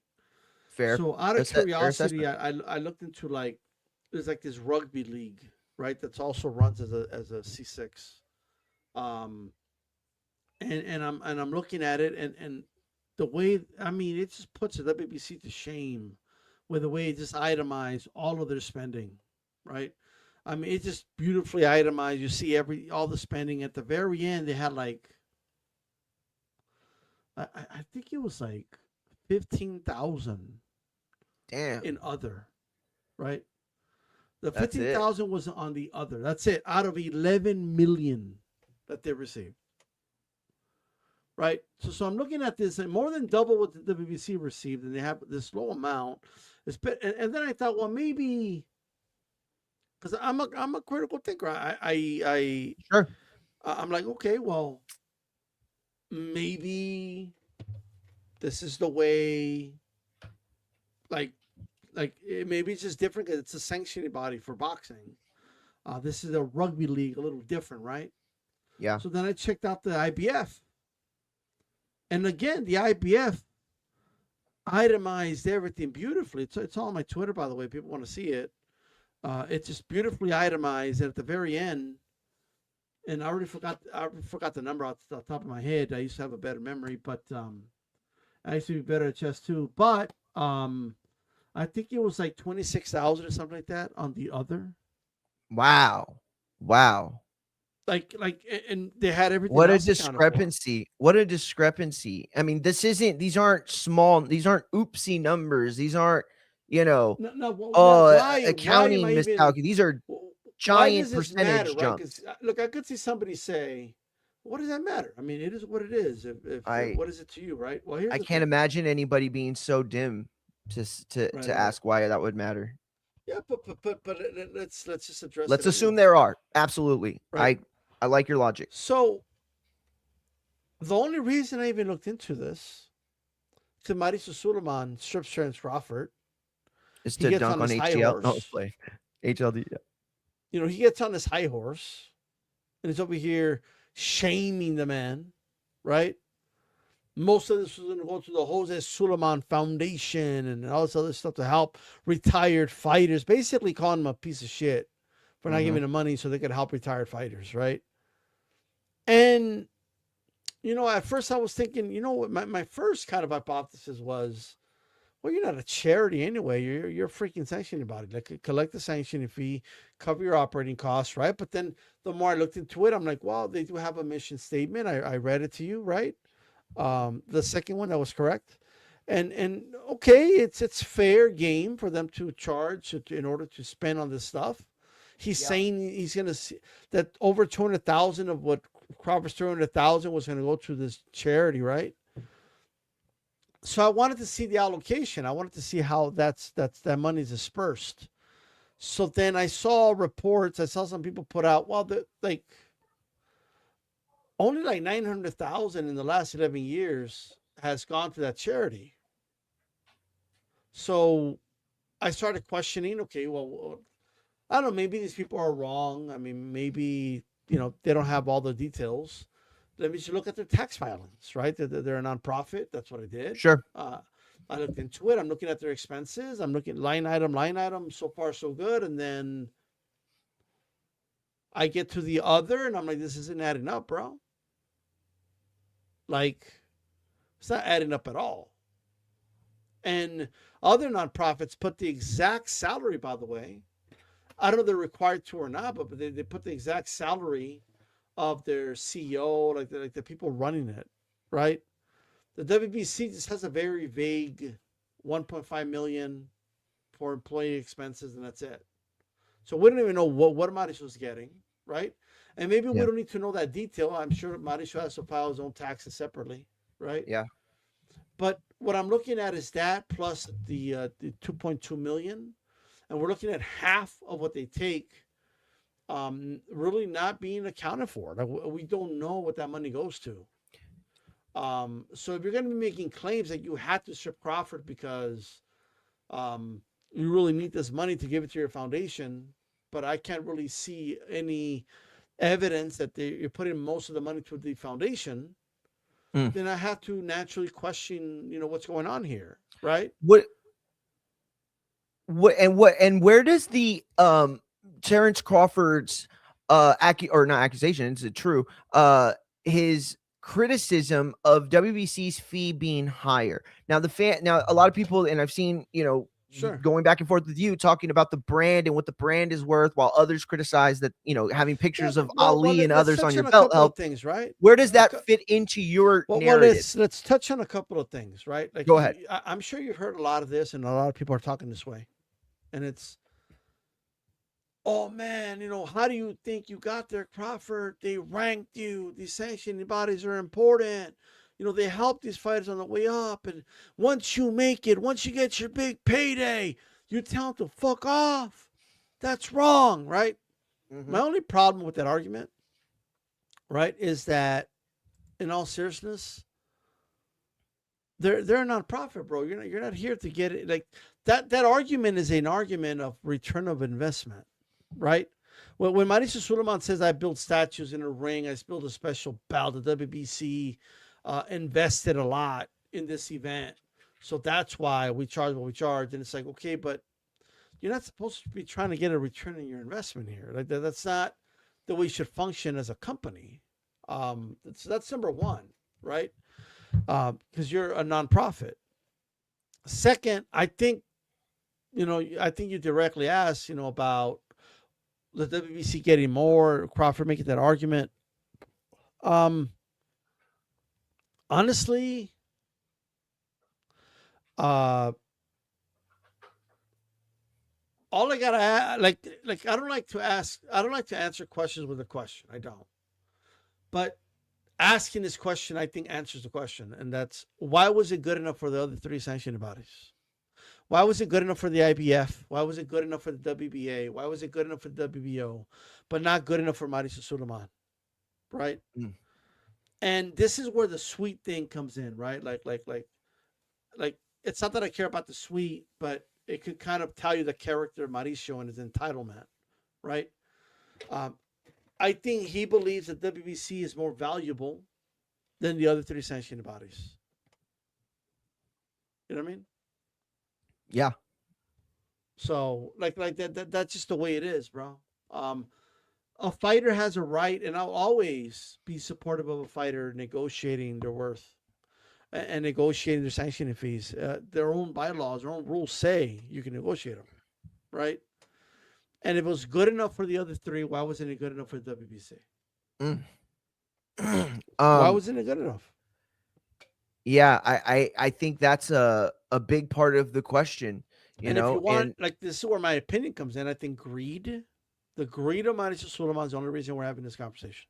I think that's a very apropos statement. I don't think you're wrong. I think that, in fact, you're probably more right than that. I don't think it's just Mauricio Suleiman, and obviously you know that. Have you ever donated to a very specific place in this? Have you ever donated to a charity? I have, yes. Okay, Like I donated to the Wounded Warriors Project. Okay. Awesome, man. Very, very So great. Great cause. yeah, so like they always have like if you go to their website, like it'll have like like do you want to pay one time or monthly? And then it has like recommended amounts, right? And then they'll have like, hey, if you give this amount, we'll give you like a Wounded Project beanie or a Wounded Warriors Project Yeah. blanket or like they'll offer you something for it, right? And they have these amount. Then they have another line in the bottom, and it says, um, any amount is welcome. Like if you can't pay these recommended amounts, it's okay. Like we'll take anything. We're appreciative of anything, basically, right? Um, and then of course, you got you want to pay monthly. Do you want to pay one time? Right now, I'm talking specifically about the charity part here, right? According to Mauricio Suleiman, that this is from his words, not my words. It was 300,000, and I may have the number wrong, but I think he said 225,000 of that was going to go to the Jose Suleiman Fund to help fighters in need, right? Yep. So you're telling me that roughly 80, like, what would that be? 75,000 was for operating costs, your salary, all that got covered, right? And the rest was going to go to charity. But the amount that Crawford was willing to give you, I just want people to think about it. But the amount that Crawford was going to give you wasn't good enough. Yo, that is a very good point. I didn't even think of it that Most of way. it's going to go to the charity to help fighters in need. And now, because it wasn't the amount you wanted, now none of that money is going to go to the fighters in need. Right? That's the first time I've heard anybody make that point. This is the first time I've heard in the last 2 weeks we've been going over this. I have not heard Now, anyone before make this but it's point. not a charity style. Like, I know this, but Mauricio's saying it's going to go to the in this case it'll be It's a like in 3C. court. It's like in court when you can't bring something up, but the prosecutor opens his mouth about it, and now it's free reign for you No, to no, talk about. but And that's what this is. they're Is he allowed opened to the door to this allocate. convo? But they're allowed to allocate the funds to it could be to a C4, a C3. It could be to they can allocate Shout the out funds however Rebby, they want, Jap. right? It's in their mission statement to help retired fighters, so that I get it. They could do that, right? But you're telling me that most of it was like he claims. Well, why did Mauricio say after the fact it was all going to go to help fighters in need? Because he doesn't want fighters to look at him as a greedy motherfucker, right? Like that's like, it was all going to go to this charity, but that's why he stripped them. That's like, can you imagine a charity not taking any amount because they want to extort you for a higher amount? Yeah. So Yeah. if I Yeah. tell Yeah. them like if this month I'm having a rough month and I'm like, man, you know what? I'm gonna just give $10 to the Wounded Warriors Fund. Like I couldn't imagine them emailing me and be like, "Nah, take your money back. This is for Wounded Warriors, and we gave you a beanie D style, and you're only gonna give $10." Like they're not gonna do that, bro. If most of it's going to the charity, right? Mm-hmm. Then and your operating costs are getting covered. Why would your conclusion be, well, we got to strip them, right? Furthermore, why make the argument about making statues and why make the argument about the ring that you and all the promoting you did, right? If like you know what I mean, like because you're basically out loud saying, yeah, all that was covered. It's just that we wanted more for the charity. But Crawford didn't want to give more to the charity, and I just have an issue with that argument that Mauricio made. Yeah. No, that's a very, very interesting take. I will say this, and I don't know if this is a good analogy or not. In my head, it sounds like it works, but Sure. there was one time I was a kid, and PBS was having this telethon, right? And I was like, Mom, Dad, we got to donate. We need to help whatever cause it was. And so they end up donating, I think it was like $25, and that was enough to get like this Yeah. PBS like thing. It was like a little booklet or whatever, right? And I wanted them to donate 50 because you got like this blanket, and it was like really cool. It had like baseball, like, you know, different sports figures on it. Look at And they were like, Virtuoso's comment. no, it was like, no, I'm not going to do it. And they sent me the blanket on accident. And we called them, we told them everything, and they were like, oh yeah, just keep it. And I know that's not the exact same thing, but it's like a situation where none of that shit's really worth what they, you know, it's not worth $50. You know what I mean? Like that, they wouldn't make any money if it was worth it. You know, it's pennies on the dollars to make most of these things that they're giving away at these tiers. You know what I'm saying? And so it's a situation where they need the money, you know, and that's real need. That's real, you know, desperation. Whose was it? You said? Yeah, there you go. Virtual. So the WBC is a tax exempt money laundering scheme. Like, Bro, I'm sorry. every I wasn't reason going to believe- say it. He said it. I wasn't going to say it since he No, said I have every reason to believe that they're running a slush fund, bro. Like, I have every reason to believe that. Like, Yikes, it's what it is. Yikes. Right? Yikes. Yikes. and I'll Allegedly. take it- Allegedly, D. And I'll Allegedly. take it further, right? Oh, God. No. Look, here's the thing. Like, here's the thing. What people need to understand about WBC, okay? Okay. I'm tired of people talking about them like they're above it, like they're above criticism. We can't say anything. We can't question anything, right? No. I'm a taxpayer, right? Terrence Crawford's a taxpayer. You're a taxpayer, right? Like, and why is that relevant? Well, that's relevant because these motherfuckers are tax exempt. So they don't have a right to privacy. They don't have a right to like, hey, don't look into our stuff. Don't ask us questions about what we're spending money on. No. Not only do we have a right to ask questions, we can demand, right? Like we can literally be like, no. You need to show us what you're spending this money on. Otherwise, you shouldn't be tax free. You shouldn't be tax exempt. Right? If you want the privileges of a private-owned company or something like that, then go be a for-profit business. No one's stopping the WBC from being that. At that point, if I get access to your tax forms and I expose them to the world, then obviously I would be doing something I shouldn't be doing, right? Absolutely. So we can say whatever we want. We're like, hey, that looks suspicious. I don't think you should be spending money on that. Like, what do you spend? We can ask questions. We can be like, what are you spending that money on? Where's that money going, Mauricio? Right?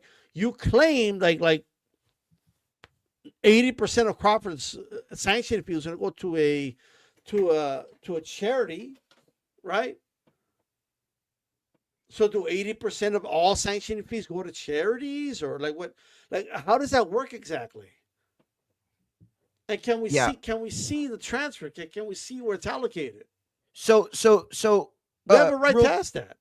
No, absolutely. But I do want to interject this into it, okay? And you can connect the narratives if you want, or if it's a separate thing that you see, a separate point, fine. But what we saw was essentially this whole Terrence Crawford, WBC, Mauricio Suleiman beef breakout. And then days leading or later, in the following days, we would see the WBC sanction a fight scheduled for the weight class below. But because one of those fighters missed weight, the WBC decided to sanction an interim title at a new weight class with 100%. less than 24 hours before the fight. D, I find this problematic. What do you think of this? Is this tied to the greater narrative and scheme of things? It goes back to their own mission statement, where they, in their own words, they say, right? I wonder if I could just copy paste it on the comments or something, but where they just literally just say, and it says in their mission statement, promoting the sport of boxing to its highest standards, the WBC focused on creating and enforcing rules applicable to boxer promoters and their representatives, and conducts educational and charitable activities. Right? You can share it on the screen if you can. Like, if that's what you're asking, I didn't know. No, we're cool. But It's. I think I posted it there, but Nice. I guess it's in different comments. But it is what No, no, no. that's how I It posted it. works. It'll Right? work. But that is your own mission statement. Like, how in the world is this pushing the highest standard by doing what you just described? How is enforcing like? I find it funny how they don't include enforcing rules for themselves. You notice how they don't put that in the mission statement Not at all. because they don't follow their own rules, bro. Ever. Ever. And that's the frustrating part for me with this band of people that Plus, seem they fuck so over protective of the fighters. WBC. They fuck over fighters all the time. They don't enforce their mandatories when they're supposed to, when it's convenient. All right, that they don't. They'll give a guy like Ryan Garcia, a title shot, even though he's Another coming off a great point. loss to Another Rolando great Medal. point.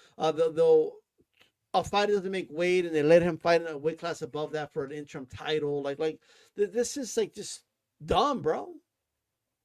So I have no sympathy for them. That a fighter was like, you think I'm gonna give Crawford a hard time for negotiating down a sanctioning fee that other three sanctioning bodies accepted when the fighter's not tax exempt? The fighter needs to pay 40% of Uncle Sam, and the fighter needs to give money to his trainers, his team.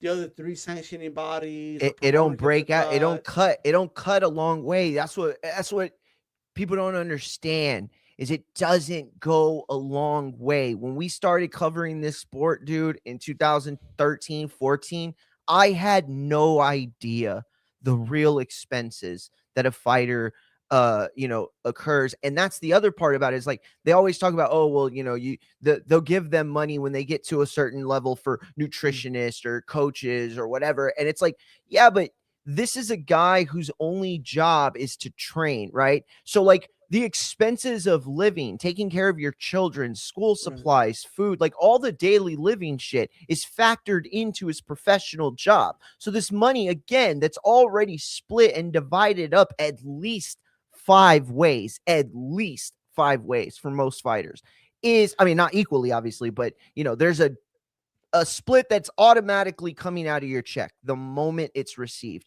And so that is all on top of what the cost of living is and the demands of it. Yeah. And by the way, flashiness is also a part of the lifestyle and branding, right? How many people would watch Devin Haney the way they do if he wasn't, When people make the argument, oh, he's being greedy, he's being this, he's being that. Look, even if I don't personally think he's being greedy, but even if you feel he's being greedy, right?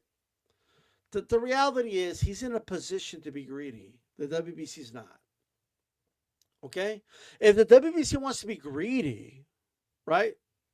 If they want to be like that, then don't go be a for-profit business then, right? If you want to be greedy, go be greedy. Go like all the arguments people are making. If you want to do business with them and hold their belt, and those sound like for-profit business arguments to me. They don't sound like a tax-exempt non-profit business to me. Like that's not what it is. You know what I mean? Yeah. Yeah, absolutely. Like, I know. I think you still go on there from time to time, but I saw this clip from the Boxing Voice, where one of the hosts there was comparing holding the WBC belt to the Rockefeller chain that Jay-Z used to give boxers. Apparently, Jesus, right? That's the worst analogy. So I heard that, and I'm just thinking to myself, right? Not even close. When you hold that chain, that means you were the dude. Look, I don't know about you. I don't think Nas ever held that chain. Like, you know what I mean? Like, I don't think Ether required him holding a Rockefeller chain. Like, you know what I mean? Nope. If anything, the song said "fuck Jay-Z," right?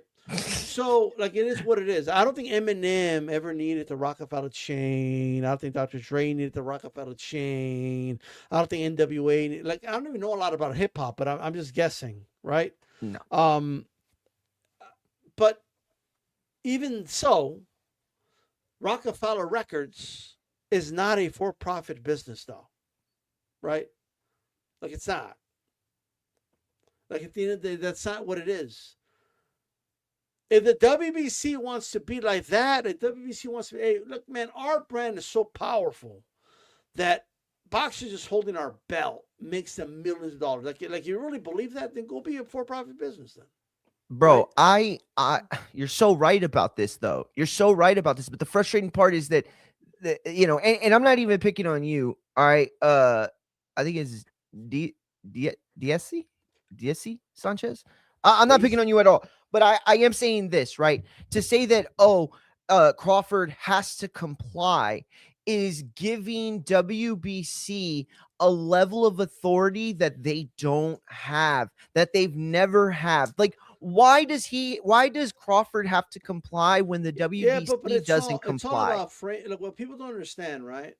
And they don't like it when I do it back to them, but it's about framing, right? Sure, absolutely. And if you want, if people are they're if they don't like Crawford, they're gonna frame it as Negative on Crawford Crawford. agreed to pay and he didn't pay, right? Yeah, yeah, yeah. But um, they at the same time, it's like, how do you know that? Like, how do we Easy with know the that E. All Crawford right. ever Thanks, agreed to Remy. paying that amount? Like, who said that he agreed to that? Like, it's a he said, she said at this point. Crawford said he didn't agree to that, right? And I Yeah. find it odd. I find it very odd, right, that they're trying to collect for previous sanctioning fees, according to Suleiman, right? And even Crawford said they're trying to get 100,000 back from me, right? So I don't know if you know this. They wanted to charge Crawford a sanctioning fee for the Madrimal fight, right? Even though the WBC title was not on the line. And the reason Mauricio said he charged a sanctioning fee is because he created a Riyadh season belt, number one, right? And second, he said that the team Crawford reached out to WBC to petition so Crawford could be ranked within the WBC, right? Yeah, see, And that's why they oh wanted to collect man. $100,000 from Crawford. Yo, that's crazy. That's Like crazy. that's absolutely insane because That's we know. insane. But let me make this point. Like we know, we know this for a fact. Like we know you don't need to petition anything because Ryan Garcia was suspended by the WBC, got beat up by Rolly Romero, and he's getting a title shot, right? Errol Spence came back after losing to Crawford. He was going to get a title shot against Fedora, right? He didn't have Yeah. to petition anything, right? Yeah.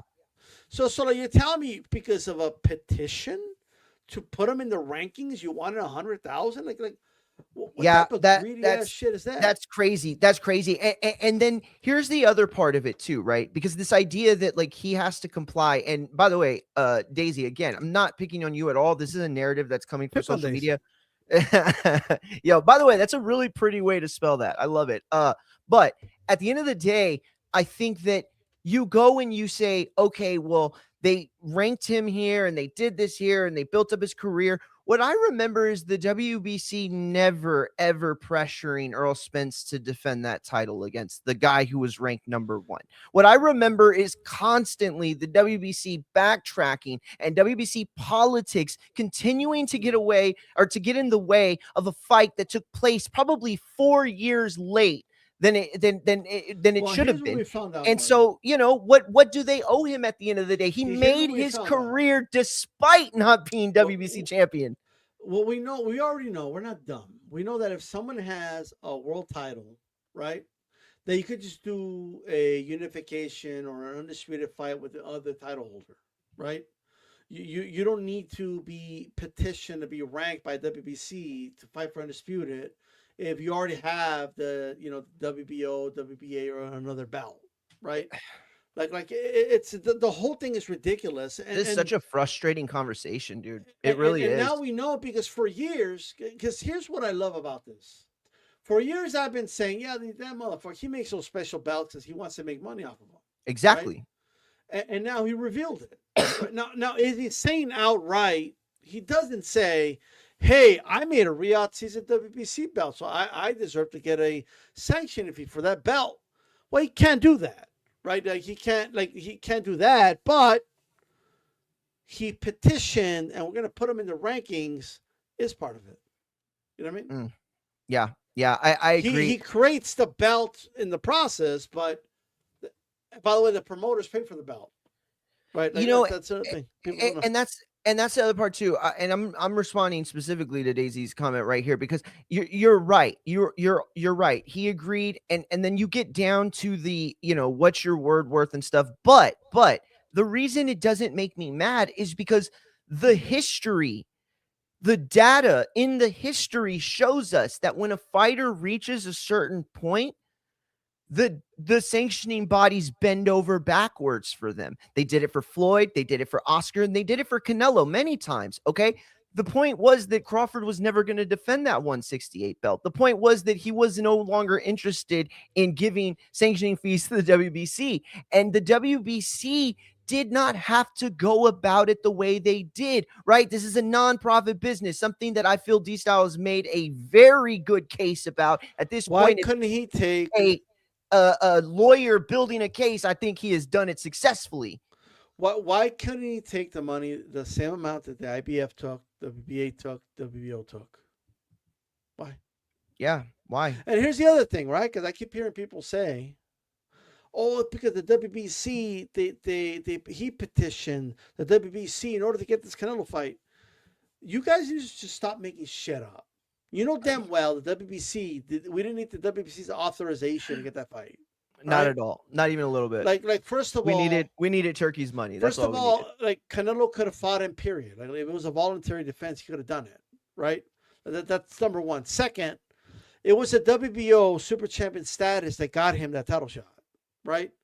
This whole like the WBC could have like not sanctioned if they wanted. They wouldn't have gotten any of Canelo's money. They wouldn't have gotten any of the money. They right? wanted to be associated with it. So might as well go fuck himself, bro. He's full of shit. Sorry. That Canelo Crawford wasn't what it was. And if he because got the WBC played, belt I was on the keep line. hearing people making the argument that he played Mauricio. You know what? If he did play him, good. Right? I have no sympathy for Mauricio Sulaiman because he's been playing boxers for years. Right? Yeah, he's I been don't taking either. advantage I don't of either. boxers that are not in this position for years, right? Exactly. Nobody checks them. Nobody checks these motherfuckers. The only ones that could check them are the top line fighters, right? Are the only ones that could do it. All I know is that they could have gone to Crawford, right? As you said, worked out a deal to take in something. But at the end of the day, if they were going to take the belt because of the sanctioning fees, they went about it in a way where they tried to bury Crawford in the process, right? And again, those kinds of like nasty political things, those are reserved for, nasty political businesses like capitalism and business and politics and things like that. Not something that's supposed to be basically a charity. The lawyer comes out, he's like, you know what to do with that money? They give it to retired fighters and you don't want to help. Like, what are we doing here? Yeah. Right? And it's all about being on the outside of this Turkey stuff, right? The day Turkey said, I'm giving keys of boxing to Dana White was the day that this feud was launched. And don't think that better be David Benavidez fight didn't have something to do with it either.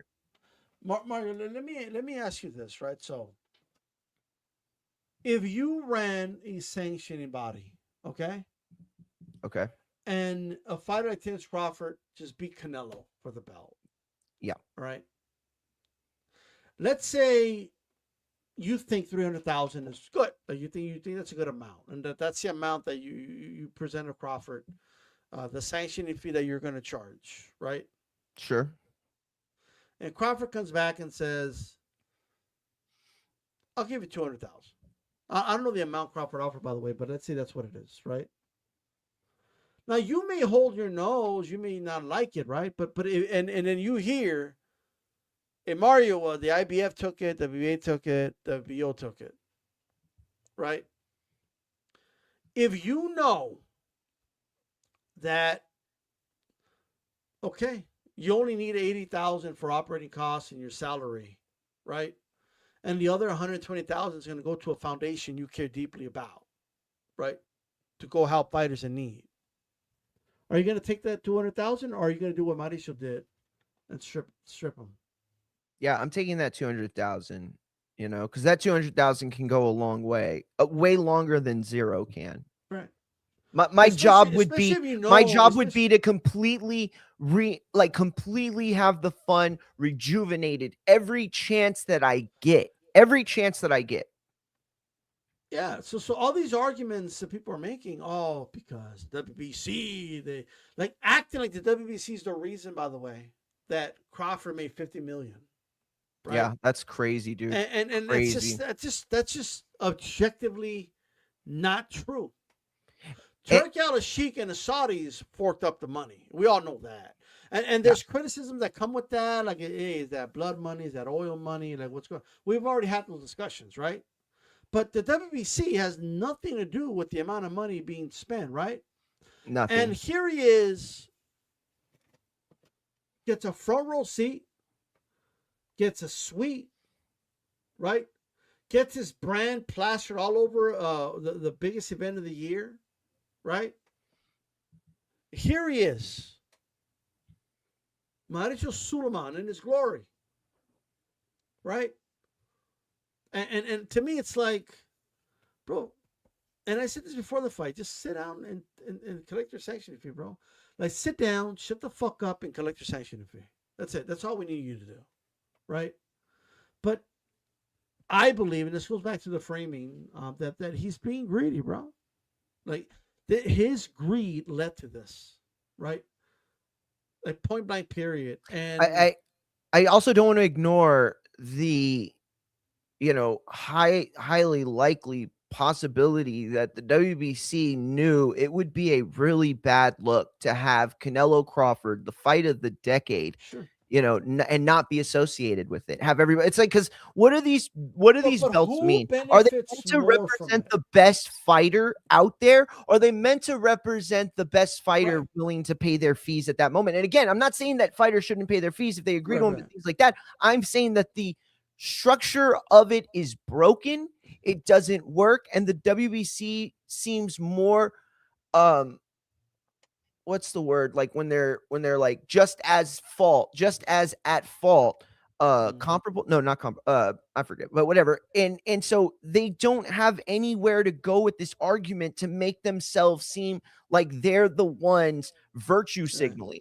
You know what I'm saying? Like, it just Yeah, doesn't look, work that way. they're just not in a position to be acting the way they're acting. That's just point blank, right? Ooh, what a But great point from Remy. So many people, and the only person he left off that list that I think is very important, Floyd Mayweather Jr. Like, nobody has a memory. It feels like, at well, all. that was a Does nobody WBA remember bout. when Yeah, Floyd? Was it? Oh, okay. My bad. My bad. yeah, that was WBA Well, bout. He had a nobody Dana White fight. made a point about it anyway. But regardless, Um, I think that that's a fair point that Remy makes. yeah, Um, I want to talk to you about John Cena before you leave. How much time do you sure. have left? Go ahead, Cook. Maybe Okay, like I ten just want to minutes. make sure. Yeah, yeah. Okay, cool. I wanted to talk to you about John Cena this week, Mm-hmm. for a couple reasons. One, the biggest reason, obviously, is that in a little over 24 hours, he will be stepping in the ring for the final time. We have it on good Allegedly. authority. Allegedly, we have it a good authority that he will be the main event. There were rumors earlier in the week that he was going to open the show, something that I thought was a mistake. He That was will main stupid. event. I want to ask you, first of all, what is the legacy of a guy like John Cena? What does he mean Right. to wrestling and pop culture? How does that relate to Hulk Hogan and Stone Cold and Mm, The Rock and all the other guys that got to this upper echelon? Is right. John Cena the biggest of them all? And then also, well, I'll ask you the win and loss question after that. Look, I think. Look, I'm not gonna like front and act like I was the biggest John Cena fan because I wasn't. Nor Right. I. Um, However, what cannot be denied is that he was extremely like rivaled only honestly by Hulk Hogan, which is hell of a statement in terms of popularity with little kids, right? Yes, absolutely. I mean, just and the marketing behind his merchandise was kind of brilliant. So like he had the shirts, he would always switch up the shirts, but he also had like the armbands and the Yes. hats and the like you know what I He's a mean? merch machine. Yeah, it's just so like kids, if they go they want to look like John Cena, that means you got to get the shirt, you got to get the band, you got to like, you got to get the cap, all that good stuff. So, um, I think John Cena will be remembered as the start of the ruthless aggression era, Mm, right? And I think he will be, whether people like it or not, just me, just being objective. Even though I'm not his biggest fan, he will belong, whether people like it or not, in the Mount Rushmore of the face of wrestling. It's I going to be there. agree. I think that argument settled. The argument I Yeah. want to have is he the best? Is he greater than Hulk Hogan? No, Does he surpass him? no, not Okay. even close. What about in the perspective of John Cena operated in a larger landscape, more John eyes Cena, like worldwide? the disadvantage John Cena has in comparison to faces of the past is that um, John Cena was Remy. part. John Cena was part of the WWE when it became this like more scripted and because it was more like what's publicly traded, right? Yeah. He's part of that era where like they were getting guaranteed contracts. Like the business model was just different. They were getting contracts with USA or Fox or whatever the case is, right? Hell yeah. And money was pouring in regardless. And this kind of sucks for John, but he was basically like forced down. Like he's the one face that was kind of forced down people's throats. Yes. Right? Later Like Roman, but yes. That's kind of what that was. It was he was kind of like that. I'm sure Vince has always handpicked who he thinks is going to be the next guy, right? Yes, But absolutely. but it was Vince really insisting that this is the guy, right? Yes, When Vince cut absolutely. those promos and he said, "I know what you want more than you think what you want," whatever, however he worded it, Yo, right? that's such a That's not dark, Vince. That's brilliant. Vince. Yeah, absolutely. And that was such a brilliant segment too. I want to ask you this. Is this like, am I too woke, or am I too much virtual signaling when I offer up this? When you look at Hulk Hogan, the reason why I think John Cena goes down as the better face, the greater face, the reason why I think Okay. Cena Nation will outlive Hulkamaniacs is because when you look at the legacy of Hulk Hogan, it was all a facade. And I'm not saying that takes away from his run in the 80s and the early 90s. All I'm saying is that he wasn't eating I vitamins. think He in was 10 he was taking years, steroids. He wasn't I saying think his Cena will prayers. be. I He think was Cena will be banging forgotten, chicks 3 at a time. No, dude, stop, dude. No I believe way that. that is true. Okay. First of all, I think that, finishing my point, John Cena represents a He higher was the face of standard the low of ratings era, entertainer. bro. Like, it is what it is. Dude, the reason that WWE has signed to Netflix, the reason that they're signed to No, no, ESPN and but making these listen to billions what I'm dollars telling is you. because of John Cena. He ushered in No, this era. Yes, absolutely. He absolutely ushered in this era. like the fact that you're disrespecting a tribal chief like that is unbelievable, right? No, but Yo, like I'm no, not saying Roman has a lot to do with it. We'll have that conversation I'm when it not comes. saying that. Like I literally called him one of the, like he's gonna 92, be on bro. the You're Mount tripping. Rushmore of faces. Like, you know what I mean? That's a compliment.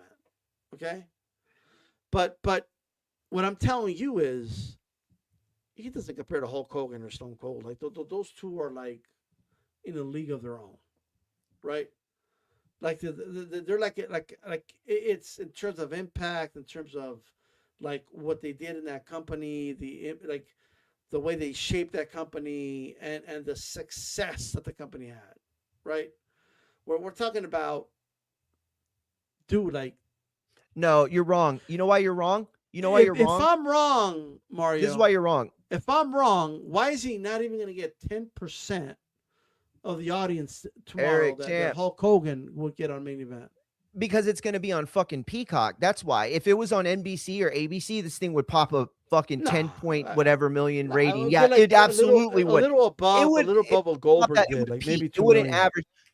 You're being super Okay, disrespectful, fine, dude. 3 million. John Cena, the guy who's Peacemaker right now, right? Who's been in all these huge Hollywood flicks that have already far surpassed anything Hogan ever even attempted to do, and Stone Cold too, by the way. But ultimately, it boils down to this, right? John Cena, he he made wrestling cool in an era where it was really tough. What Did Hulk he? Hogan benefited, what Hulk Hogan, yeah, dude. Why do you think guys like Patrick Mahomes carry WWE belts, and why do you think that NBA players had Because spinner belts? John Dude, you lived through Cena that era. was. You know all those guys were carrying I don't spinner know, belts. man. Like McNabb, this is John Cena, brother. John Cena, like there's nothing memorable about John Cena's run. Like it just isn't. Like John Cena's run had main events with The Miz at WrestleMania 27. Like that's his run, bro. Like yeah, forgotten main events. People don't yeah, care yeah. about him. That's Like fine, but he shifted the culture. And by the way, you could say the same thing about Hulk Hogan, right? His matches sucked. His matches were worse than John Cena. If no, John but Cena people was the 5 remember moves, though. People Hogan was the remember 3 his moves matches. doom.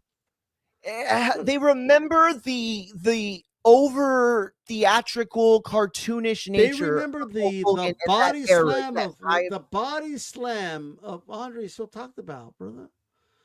I was in diapers when that happened. it definitely was a monumental moment, one of the biggest, if not the biggest. But Like I again, want I you to think think you're about this, Mario. under. The diapers we were wearing, right? Because you're around my age. Mhm. When he body slammed Hogan, what do you think those diapers are right now? Let me see. I got potty trained about 32, so I don't know. No, I'm just playing. No, yeah, they're gone. They're disintegrated for sure in some Right? dump somewhere. Yet we could still remember the fact that he body slammed Andre the Giant. We could still remember his feud with Macho Man and that bloody Matchamania. You could talk all the shit you want, but there was magic. Like You're the way the Yes, there was magic. You're right. the magic of Hogan Warrior. I don't care what anybody says. There's no John Cena match that matches that. None. Okay, but stop. See, because what you're doing is you're forgetting that John Cena, Even what you Hogan remember fighting for are the the US of raps. A against You remember the Slaughter, brother. promos. You remember his tour during the Iraq and Afghanistan wars. You remember all these like things about him. Yes, they aren't Do I? rest based, but you know what Hulk had? Hulk had the magic. You're right. You know why?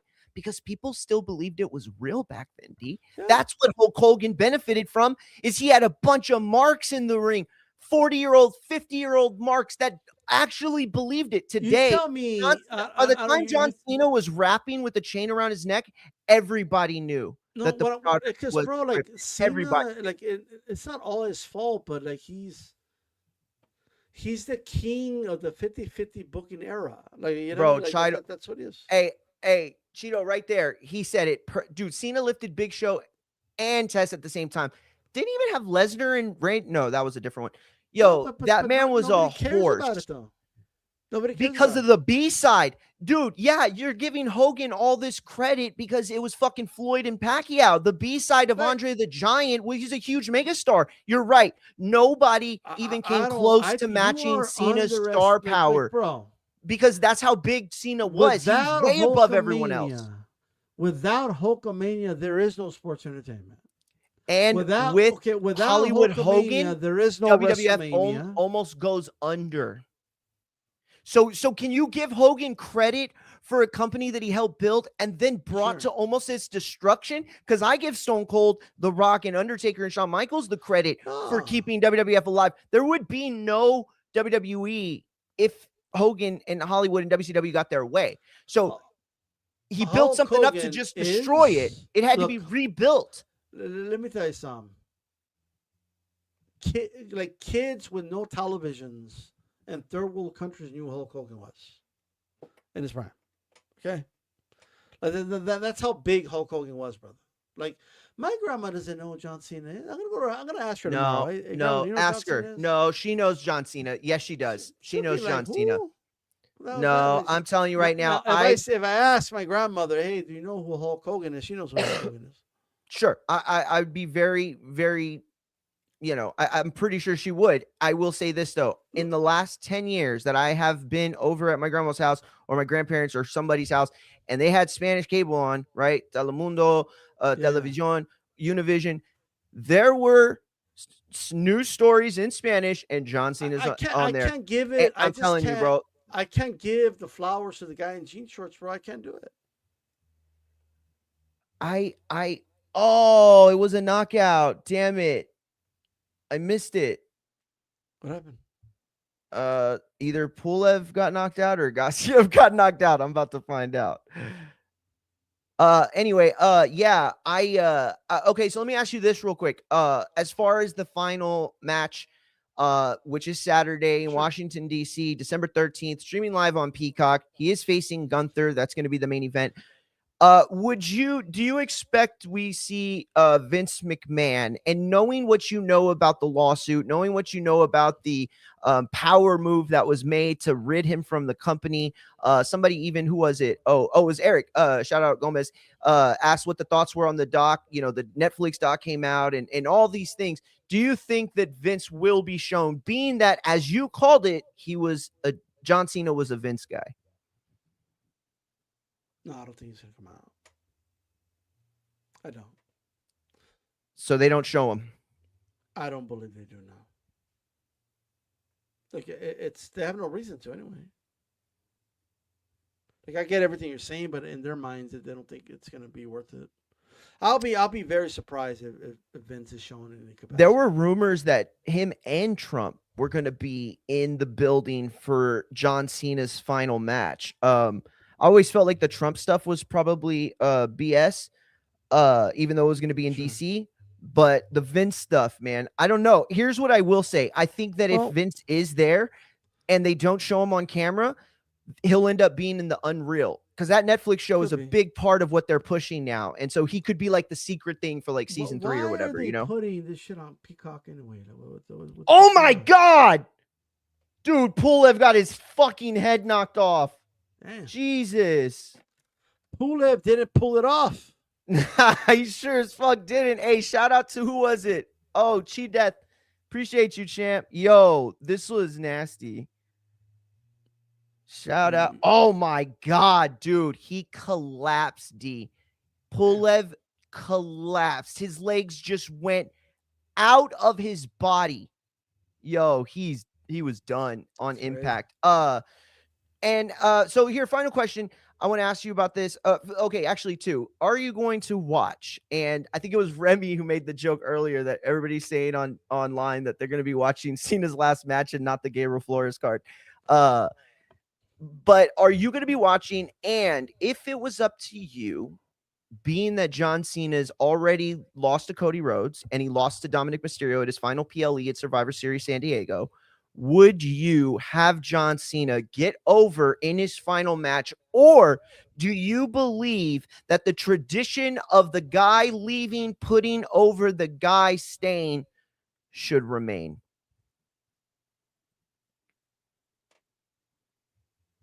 I mean, if I was booking this myself, I would have John Cena win. Right? This would be a W.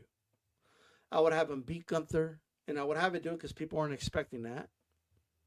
It'll get the internet community talking the next day about what you just said. That's not what you do. You're supposed to lose, and they go on rants, right? That's what I would do personally. Gunther will be all right. Like, he doesn't need a John Cena win. You could just, you could always build him back up. But you had Gunther lose by submission at WrestleMania. Like, I think he'll be okay, right? But I think they're gonna have him lose. I think for whatever reason, this is the position they did it with Gunther and Goldberg, and I think this is where they're going with it. I guess. Yeah. I'm not a fan of this final match. I'm going to be honest with you. Nor am I. I'm not going to lie about it. I don't like. You had a whole year, and this is the finale. Like, this is what you did. Yeah, you're absolutely right. And what about this? What do you think about this aspect? Because somebody brought this up on the show, on the live earlier this week, and I absolutely agreed with them. The nature of retirements in wrestling are utilized in storyline most of the time. They're never made into these things. Now, I understand John Cena is like the Kobe Bryant, Jordan of, he deserves, that kind of run, and the fans deserve to see him one last time, not just one single crowd.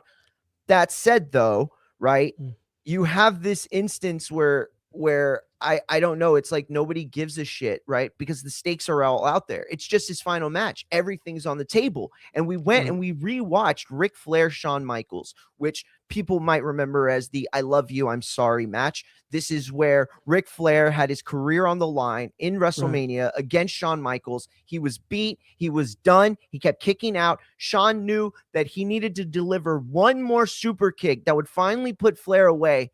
And as he's looking dejected, completely having this out of body experience, he looks over at Rick, who's crying and saying, "Come on, fucking bring it. Do it." He knows what he's about to I'm do. gonna And be. Shawn delivers it. But before that, he says, "I love you. I'm sorry." It's one of the I most emotional wrestling matches I ever. think like what they should have done was Cena should still be holding the belt, and the title should be on the line. That's what should be happening right now, Yeah. right? Yeah. And because if he loses this match, my first thought is if he's going to lose the last match, why not just fucking have him have the belt, right? I think he should be the reigning WWE champion, and the belt should be on the line. And that's just my opinion. He should be a heel right now, and he should have won. He should have retired, and then he should have been talked out of retirement somehow by some face, maybe a Cody Rhodes, somebody, and do the final match at WrestleMania. That's what they Oh, should have done from the beginning. that would have been dope. That would have And, been and I remember very, that's what I very said they should have dope. done a couple of months ago when we did a show. Like that's what they should have Yep. done with it. But Yeah. I don't know. I'm quite like honestly, I don't know what's going on with Triple H. Yeah. It's crazy. Like I don't know The how booking, the this was it. creative. You know what it was, D? I thought I watched Triple H for years as a wrestler, and this is what I assumed. I assumed he was Yeah. going to be the kind of booker that was like, no nonsense. Like, I have this long-term plan. This is my guy, and I'm going to push him. And right now, the narrative politically in wrestling is that Roman Reigns is pulling a Hulk Hogan, this doesn't work for me, brother, in the backstage. See, Roman Reigns was supposed to be in Hollywood for this whole year, right? He wanted to go in and try his hand at Hollywood. The rumors are he didn't like it. It didn't work very well for him. He got tired of it very fast, and he wanted to come back sooner than they expected. And the entire aspect of the card changed. Every narrative that they had going was abandoned in favor of pushing Roman and this vision narrative. But all that got lost in this was John Cena. Everything about it got lost in it. This year should have been one of the most special runs in the history of wrestling. And honestly, I think that when we look back, people are just going to want to not remember it. Nobody's going to remember that he turned heel and that creative botched it for months. Remember when I said everyone's going to forget about John Cena? You said, "Oh no, they're not. They're never going to forget about John Cena." That's what you said. Like I think John Cena will be remembered as a guy who was a top face of the company. Um, for a long period of time. He gets that credit. He gets that face of the company, Mount Rushmore. Like people don't even understand how long Cena was on top. Like it's crazy. Yeah. Some guys, if like when you really look at it, Bret Hart was not on top that long. No. Like a lot of guys were not on top that long. So, but wrestling abilities, he's not in the Mount Rushmore. No. But face of the company, he's there.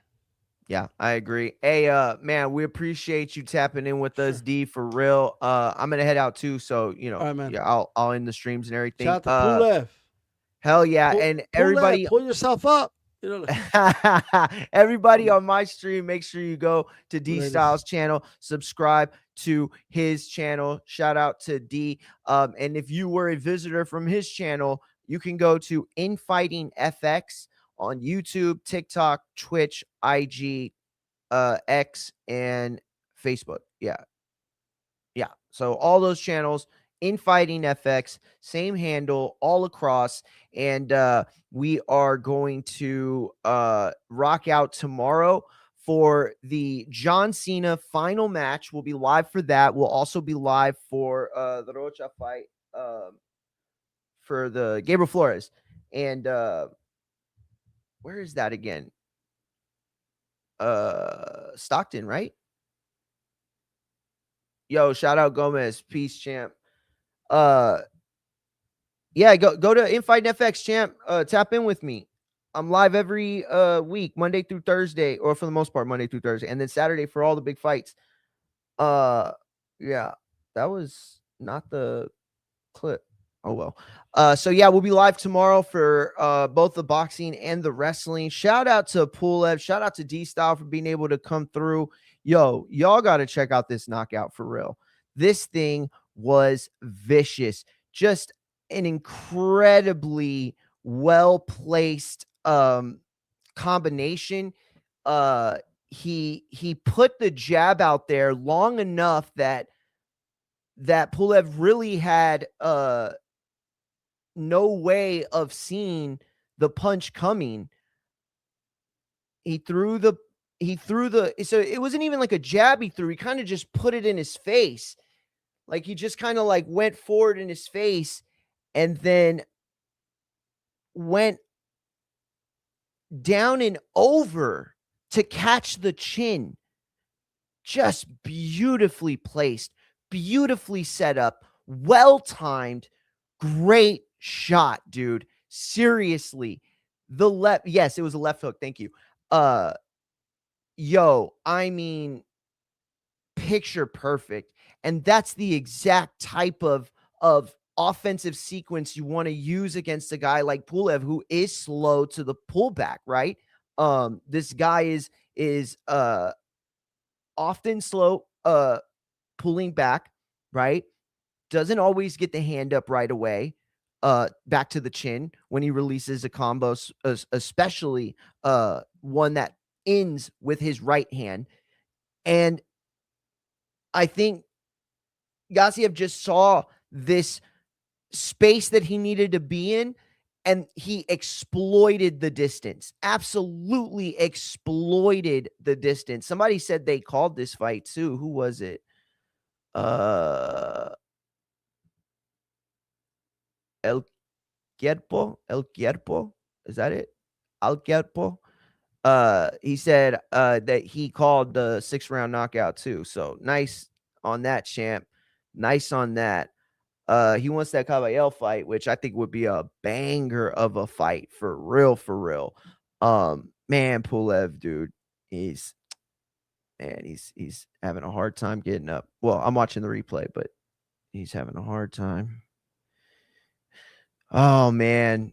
And then he just dropped, like stood up. Oh man, dude, he is like Undertaker if Undertaker's batteries gave out midway through it was like couldn't quite get to the sit up. You know what I mean? And then he just drops. So the fight's over, right? He's on his knees. And I think for the first time, he's realizing he loses. He's looking at his cornermen who are all in the ring now, and he just slumps. Just like he's like just drops again. He was really hurt. Really hurt. I mean, obviously, I hope he's doing okay, but man, you got to give a lot of credit to Gassiev because not only did he land the picture perfect lead hook, but he did it in a way where, this isn't like a pitcher who gave up a home run. This was a power hitter who went and found the ball. And geez, oh man.